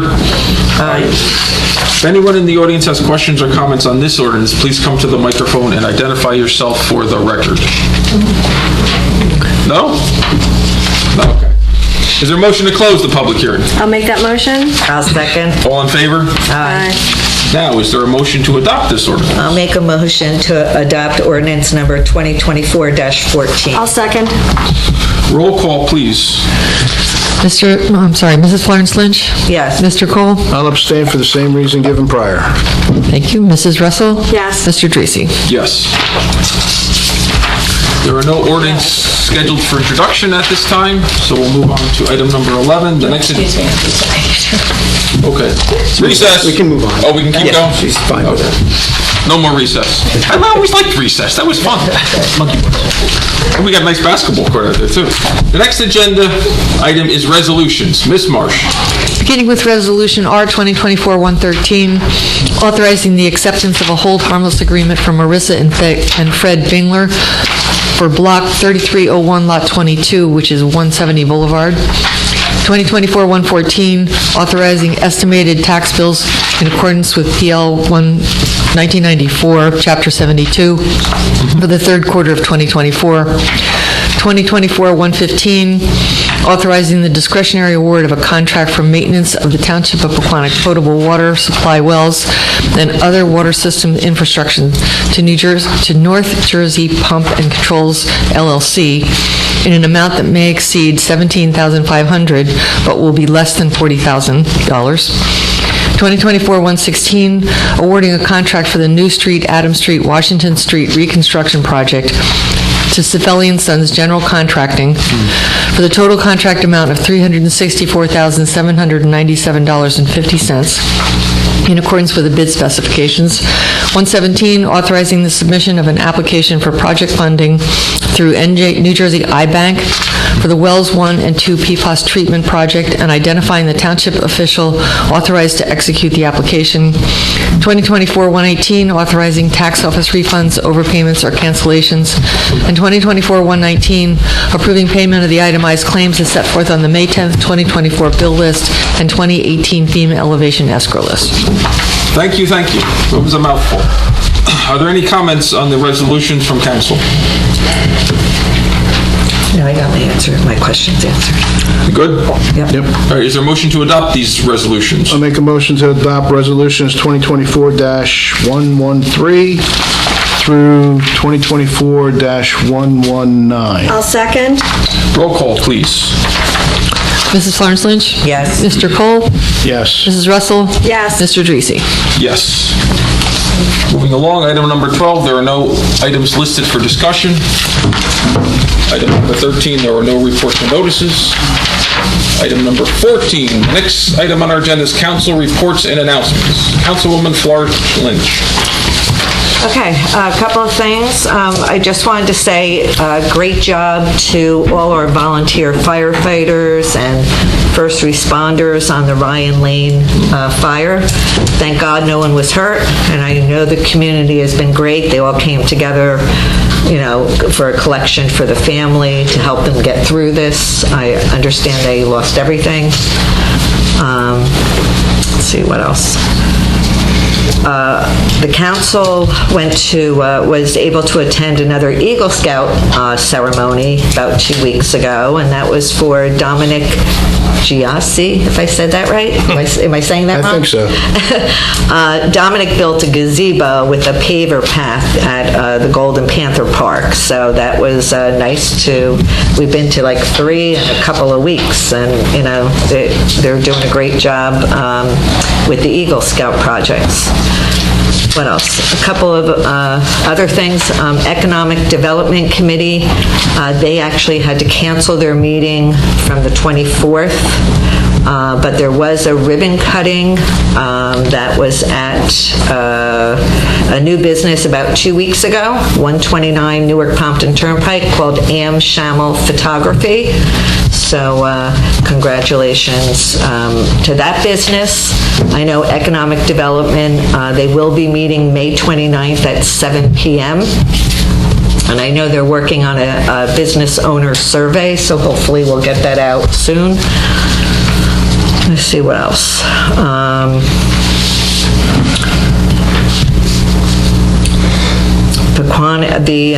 Let me just see what else I wanted to say. The senior, a couple things about the seniors. Morris County is running a senior ID outreach program. It's going to be here in Pequannock Wednesday, May 29th. So seniors can come and get IDs. A lot of times seniors don't have an ID because they're not driving anymore. So you don't have to register ahead of time, but it's highly recommended. So the senior IDs, they do charge $5, and there's flyers on the table, and it does tell you what you have to bring in order to get that ID and prove that you're a resident. There's also a Veterans ID outreach program, so if people can help spread the word, I'm looking at Vinny, spread the word for veterans. The Veterans ID cards are free. So there's flyers on the information on the table. It's up on the website. You can reach out to the clerk, Township clerk, if you want to register. So that is coming up Wednesday, May 29th. It's at the Senior House, and it runs from 10 to 2. What else do we have? The Senior Disc Group, they are hosting a country dinner dance at the Knights of Columbus this Saturday, May 18th, from 3 to 7. It's actually for the club, but anyone can go, so you don't need to be a senior to go to the event. They would love to have family members and kids and whatnot go. So it's open to everyone. Flyers are at the front desk. I saw it on Facebook. It's open to all ages. Everyone's invited. The tickets are $40. You can contact Debbie DeLuca for more information. She's head of the Senior Disc Group, so I'm sure there's flyers over there. If anybody needs her number, it's on the flyers in the front. What else do we have? I was not able to attend because I was away, but I know I heard the New Bridge Gala was a great success. That was a week or so ago, and perfect timing for Mental Health Awareness Month. That's a wonderful event to go to every year. A couple of things I just want to mention about Pequannock Valley Rotary. Pequannock Valley Rotary held a senior luncheon last week for Pequannock residents. There were close to 100 seniors in attendance. We also held one in Riverdale, and there's one in Lincoln Park for seniors on May 22nd. Pequannock Valley Rotary is also participating in the Lincoln Park Garage Sale this Saturday. It's in Lincoln Park at St. Joseph's Church on Comley Road from 9 to 4. And Pequannock Valley Rotary will also be hosting the 5K run that they do every year in town. That's on June 9th. So there's information on their website, and it's also on Facebook. And And don't forget it, Memorial Day's coming, our parade.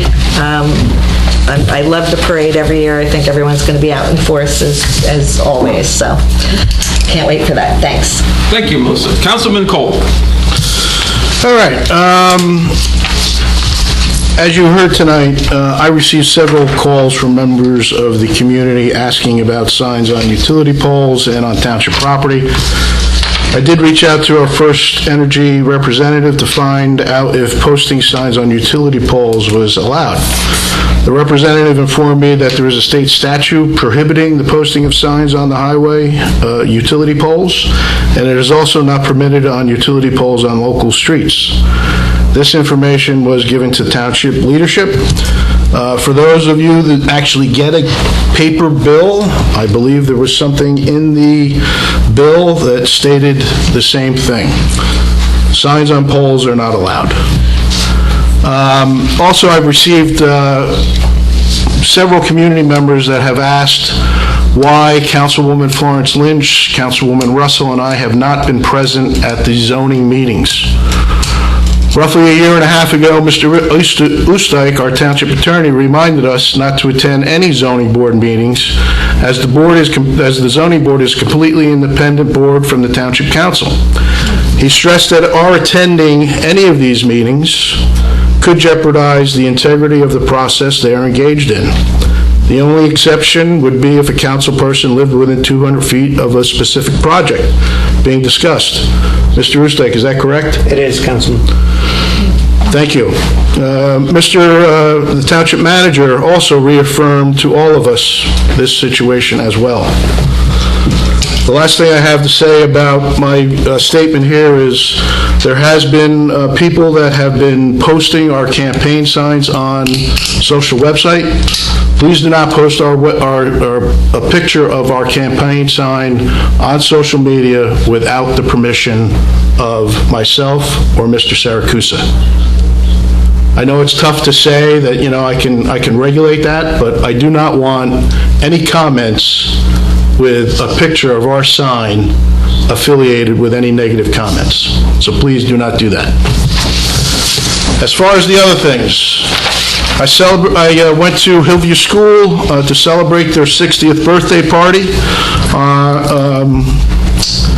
And on 4/24, they buried a time capsule. For those of you that don't know, I did graduate in 1976 from Hillview.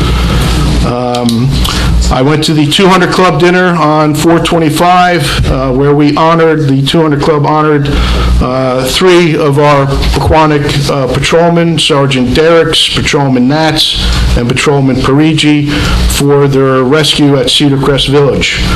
I attended the Unico tasting of the town. It was a huge success at Holy Spirit School, very well attended.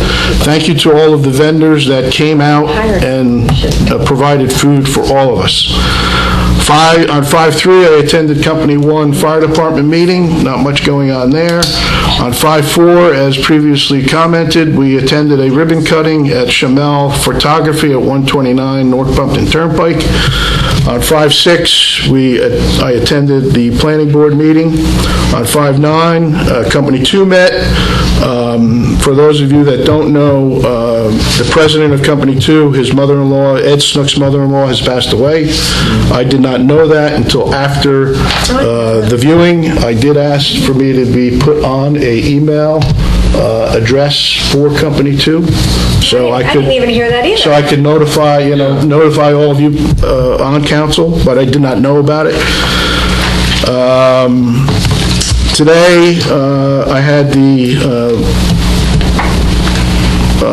I presented a check. I sit on the Chilton Community Advisory Board, and we presented a check today at the Lincoln Park PBA for their LEAD program. That's a grant from the Chilton Community Advisory Board. And Shred Day is this Saturday at PV Park. And the last question that I have is, do we know what's going on with the dog park? Because it does not appear that water is going down any. It's wet. And do we have any plan if it breaches the road? It'll happen like it did the last time. It wouldn't breach based upon past experience with West Parkway, but it may go further into the parking lot. And we still think that that's just groundwater? That is the understanding of the professional staff, yes. Okay. That's all I have. Thank you, Mr. Mayor. Deputy Mayor, come on, don't push. You're the mayor tonight. Soon to be former. Thank you, Dave. Councilwoman Russell. Thank you. Environmental rain barrels sold out in like a day. I mean, they're just so popular. Did we do a waiting list on that? Yes. We did have a waiting list. This year to 30 barrels, 31 actually that we're getting out. Oh, good. So we're going to be getting 31 out. If you're still interested, go on a wait list. You never know who wakes up that morning and who says they're not feeling well, and we'll give you a call. But great job. The Environmental Commission really goes under the radar, and they do a lot. They do a lot. They had their walks the other weekend, and unfortunately he was ill, but from what I heard, it was just a wonderful, great turnout. The kids come, adults come, and it's great to see the different species. May 18th is the rain barrel. May 18th is also hazardous waste drop-off at the Morris County Public Safety Building in Parsippany. Rotary is also having a 5K on June 9th. And also, this August 6th, the Pequannock Police are going to be taking part in the National Night Out. So Rotary is also going to be there, and that'll be a fun night. It's usually done around, everybody does it, and it's to show that it started out with, like in Patterson areas in Newark, to say like it's a national night out, you're safe, come out of your house. And other towns have come on really in support of that. Because hopefully we are safe here, but it's nice to get involved out in National Night Out, so I'm excited about that. Our library director, unfortunately, has given us her notice. She's leaving. She gave us 5 weeks' notice. We will miss her. We are currently looking for her replacement. She's done great things for the library, and we really will miss her. Other than that, that's all I have. Thank you, Kyle. This is a little weird for me. Usually I go first. Now I'm last. I don't mind being last. That's one of my committees, Parks and Rec, did meet. A lot of discussion about pickleball courts and rules and regulations, and I sat there with like a deer in the headlights. I got no idea what you're talking about. But it's nice to have people really passionate about it and playing it in town. And we are working on getting the courts, the rest of the courts going, so that was good. Something else, they were trying to get PV Park up and running nice, up and open. So lifeguards, I think they're still looking. They have a couple spots. They can use some help. And all this other stuff was really mentioned. I just want to run through it. Congrats to our fire department. Show up, get out of bed. This was in the middle of the day, but you got to leave work. Sometimes that's tough. So thank you to them for what they did to try to save as much as they could. And there was no loss of life. That was good. So on that note, also, if you are looking for an exciting job, fire department or even the first aid squad, I think they're a little bit more exciting because they went on over 1,100 calls last year, so they are quite busy. So if you're looking to help out, we definitely could use it. I did not attend the Eagle Scout ceremony, but our town has a lot of Eagle Scouts. So that is really neat with the projects that they do. So thank you to them for that. Rotary had the senior lunches. They do that the last couple of years. That's been great. And like Mr. Cole, I was also at the 200 Club Awards dinner. It's the first one I was at, and we had 3 officers from town get very nice awards. So that was very good. Something that, some people say, well, it's part of the job, but you know what? It's just to go running in a lake in a car in there. That's quite commendable. So thank you very much to them. So, and I want to just thank you all for putting up with me tonight. That's all I got. Did a great job. Great job. What do you think, Ben? Next on the agenda is public comment. As a reminder, we welcome comments, suggestions, and questions rather than a dialogue during the public comment period. And comments are limited to 3 minutes, please. If anyone wishes to address the council, please wait to be recognized, come to the microphone, and just provide your name for the record. If somebody's behind you, you can be number 2. Good evening. Good evening. Marty Drag. I personally want to come here and thank the town council for acknowledging my 38 years of being a volunteer firefighter. You know, we do have to apologize that we Pequannock didn't do it Township. that night, Marty. Dave was gracious enough to come to our Company 2 meeting and presented me with your certificate of appreciation, and I do appreciate it, and I want to thank you guys It's an personally. overlook. We do appreciate everything. No and problem. You're there for every fundraiser. I always see your smiling face, whether I'm picking up my fish and chips or anything else. You're always there. Not a problem, but I do thank you. Thank you for the 38 years. Yes, thank you for That was awesome. your dedication. Yes, you are next. No, not you. Pass up an opportunity. I know that. Okay, Lorraine Robertson. Just received some disturbing news. I usually vet everything that I say and information that's given to me. However, I just learned that information that was given to me telling me that 60 Sunset has permission to do demolition, that according to our codes, that is incorrect information. So I'd like to read that for the record. It's our code 360-69.4. And this says, no excavation or site preparation shall begin until a building permit has been issued. No building permit shall be issued for any land or structure which a zoning permits, conditional use approval, variance, or site plan approval shall be required until such approval has been granted and construction official has been notified. So, they are working on demolition. They do not have any of the permits or ordinances or variances.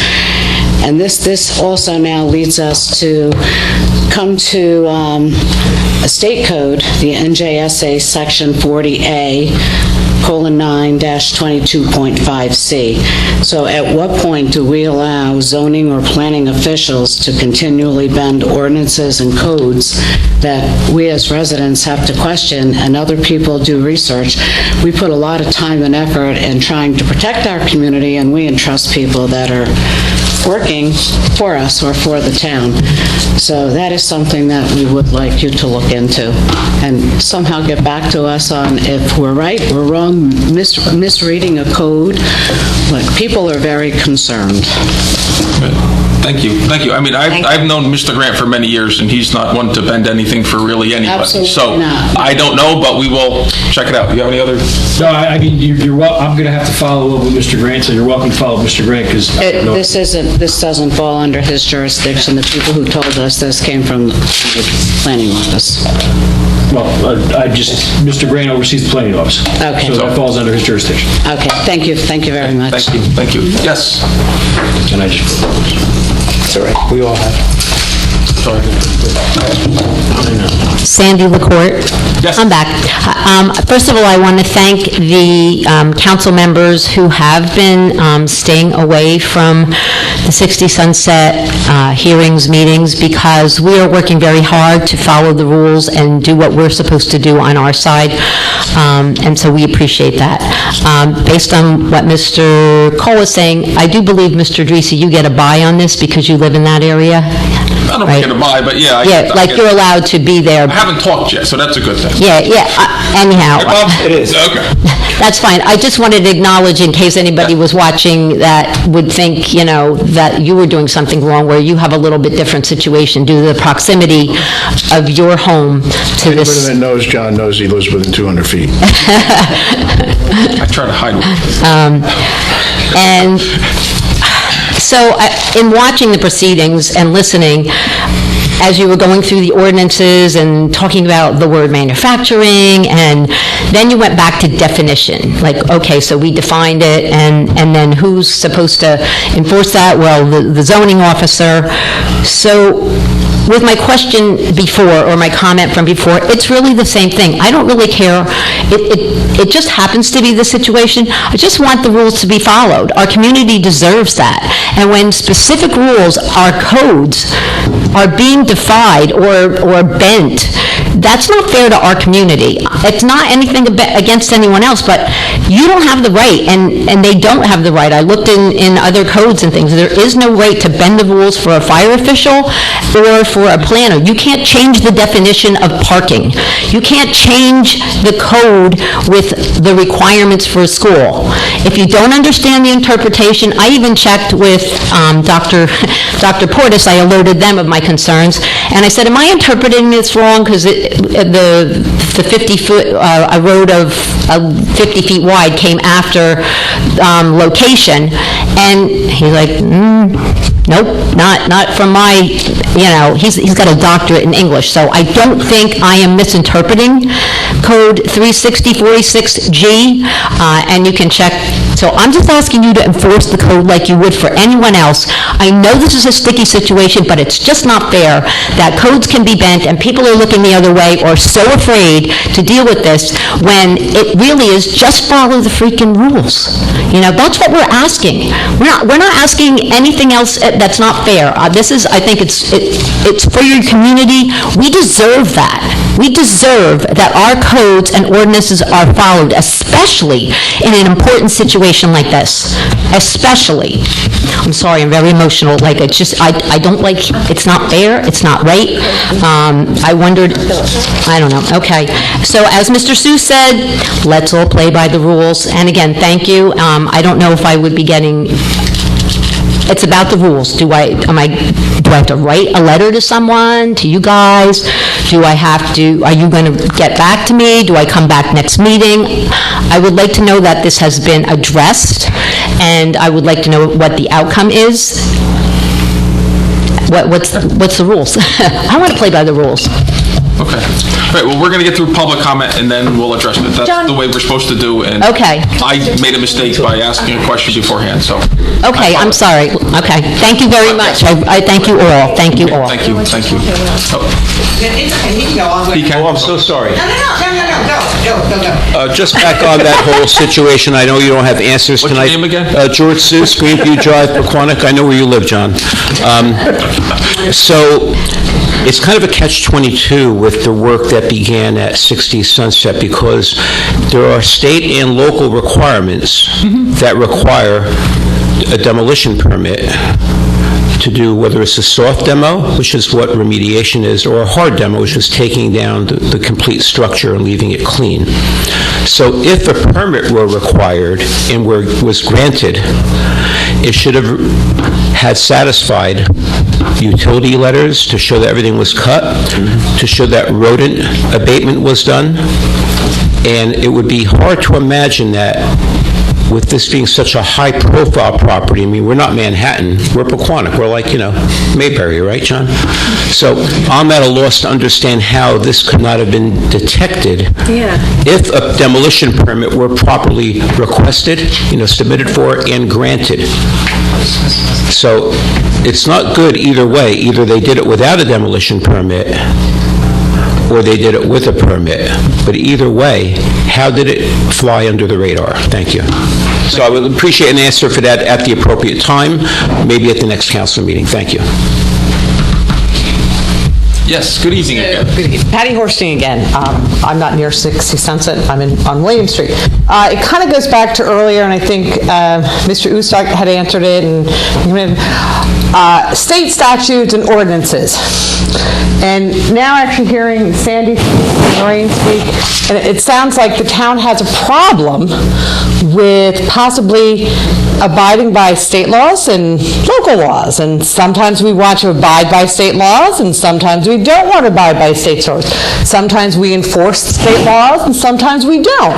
And so kind of like with my signs of the candidates, it comes down to there's a state law that says it's prohibited from being on utility poles, whether it's private property or public property. It's a state law. And I understand the town attorney does not want to get involved in that. So it's like, no, we don't want to enforce that law. So how does the citizens of this town know what laws are going to be enforced, what not? And according to what's been happening over at 60 Sunset, there might be state laws that says you need permits, or local ordinances you need permits. We're not going to enforce it. And I'm going back on, why are we not enforcing state laws and local laws? I mean, if you enforce the speeding laws in New Jersey, you enforce the DWI laws in New Jersey, then why aren't you applying all of them? And it sounds like we're picking and choosing when we're enforcing town laws to satisfy what? Like, what is going on? You know, it's the use of saying something smells rotten in Denmark. I mean, it's picking and choosing what laws we abide by, and who gets to have the law apply, and who doesn't. I mean, how many residents, they're not here now, had to worry about, oh, we need to get a permit to do X, Y, and Z on our property, or X, Y, and Z to do this type of things to our driveway. And somewhere along the line, 60 Sunset doesn't even have to do it, or if they did, someone approved it. Why? And how did it get done? Okay, thank you. Thank you. Anybody else for, yes, in the back. Come on down.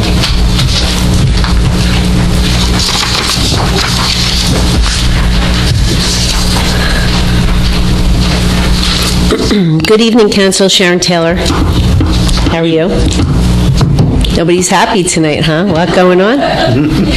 So my questions are, well, I'm going to divert it a little bit. I'm not going to talk about any of the other topics, but I just would like the council to reach out to all your connections. Please remind people that the crosswalks in town, that when a child is at the crosswalk and a car stops and another car stops behind that car and the third car almost goes on the other side of the road and almost hits that child, that we have speed limits, that the crosswalks are to be, that rule needs to be followed. Because I promised a young couple that was walking that I go to the council meetings, that I will make it to your attention, that it's something very important. So a young child almost got hit by a car. Thank God it did not happen. But also to make sure school systems in this township reinforce that kids need to also wear helmets. Remind them and the parents and everybody else, because our crosswalks are very important. And I think that it's just something that needs to get addressed before the end of the school year, and to make sure that everybody's safe, especially the young kids in the township. Okay? Just another question. Who is the liaison for the planning board that's on the council?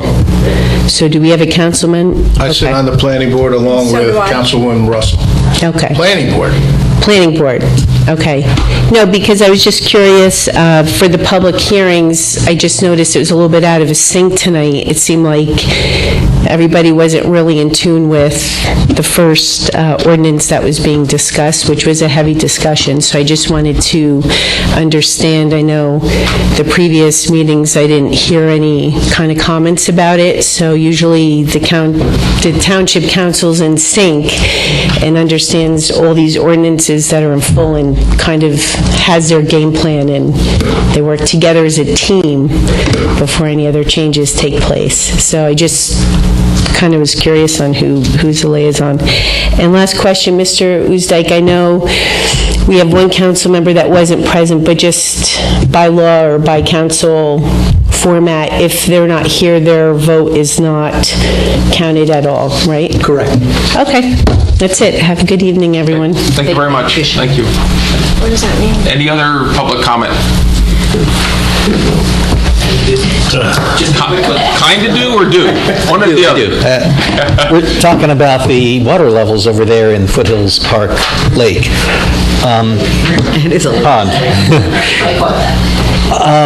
I said lake because I noticed that the DPW had a pump over at Woodland Lake, and they were, what it looked to me like, drawing water out of Woodland Lake and putting it into Myers Brook, which is over there by, it goes over to the river via Argyle Block, or whatever they call that now. I wonder if they could possibly do something like that over at Foothills Lake, put a pump and divert that water over to the ditch that, I don't know if it runs in front of the building that is just, what is that, east? along West Parkway, east of the lake there, but there is a ditch that begins very soon. I think it's within a property of the lake. It's just a thought. Okay, thank you. Thanks. Thank you. Is there any other public comment? Seeing none, we shall move on with the agenda. Item number 16, there are no minutes. Actually, let's chat about a couple of these things, shall we? Sure. Do you want to respond? I can just say that, there's nobody in town that works for the town that's skirting any laws or approvals or whatever. What's going on with 60 Sunset is they have a right to present something to a board to change what our ordinances are. Anybody, anywhere has a right to do that. And I know the building department, again, I've known Mr. Grant before he even was here. And if he's, whatever he does, I know is above board. So whether they have a permit or not, I personally don't know, but somebody will find out and make a report back. So that's what I got to say. Mr. Brewer, you have any comments on, I'll check with the construction official on the identified items and seek a report for him to bring back to the council at the next meeting. And then similarly, I've never been encountered a situation where people were doing things that were inconsistent with what was required. With respect to Mr. Newman and his comment about the body of water that continues to grow at Foothills, everything drains back to Foothills. So when we explored this last time, there was nowhere to put the water. It's the low spot. But unlike Myers Brook, which drains to the river, we don't have an outlet or an outflow for the water. So everything's going to come right back to it. All the inlets, all the drainage points to that point, unfortunately. So as a result of the, I don't know where we're at, 28, 30 inches of rain since December 1st, and the natural shifting of water, subsurface water, that's where it ends. And that's why it's believed by the engineer that we're seeing the expansion of the water levels there. So if there was somewhere to put it, we would have tried it a number of years ago when it went all the way up to the swing set, and unfortunately there just isn't anywhere to outflow the water. Low spot is a low spot. Gravity problem. Mr. Rostick, any comments? Are we good? I think Pat deserves a comment, deserves a response to this. There are hundreds and hundreds of state laws, some of which enforcement is municipally done, and some of which enforcement is done by other agencies. We certainly enforce all of our municipal ordinances. We make the ordinances. They're our job to enforce them. There are state laws, like traffic laws, which the police department is authorized to enforce and does. There are a lot of other laws, environmental and otherwise, that we have a role in enforcing through our fire code, is the one that you referred to, Sandy, and there are others that we enforce. But there's a difference between enforcement and having laws and which things are enforced as a matter of policy. The importance is we enforce things consistently. What we enforce, we enforce.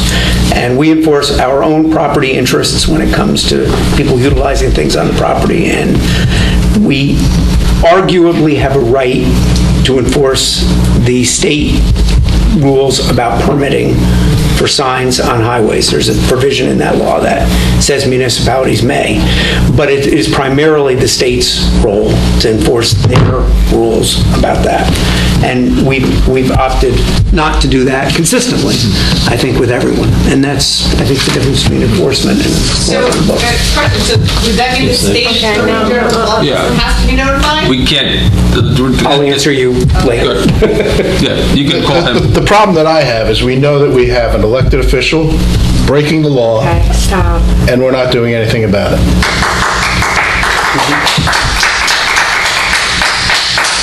Thank you, Mr. Ostick. Thank you, Mr. Brewer. Item number 16, there are no minutes for approval.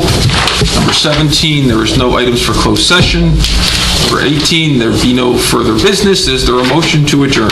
I'll make a motion to adjourn. I'll second. All in favor? Go ahead, say it. You may. All in favor? All right. Did you say that? Meeting adjourned at 9:14.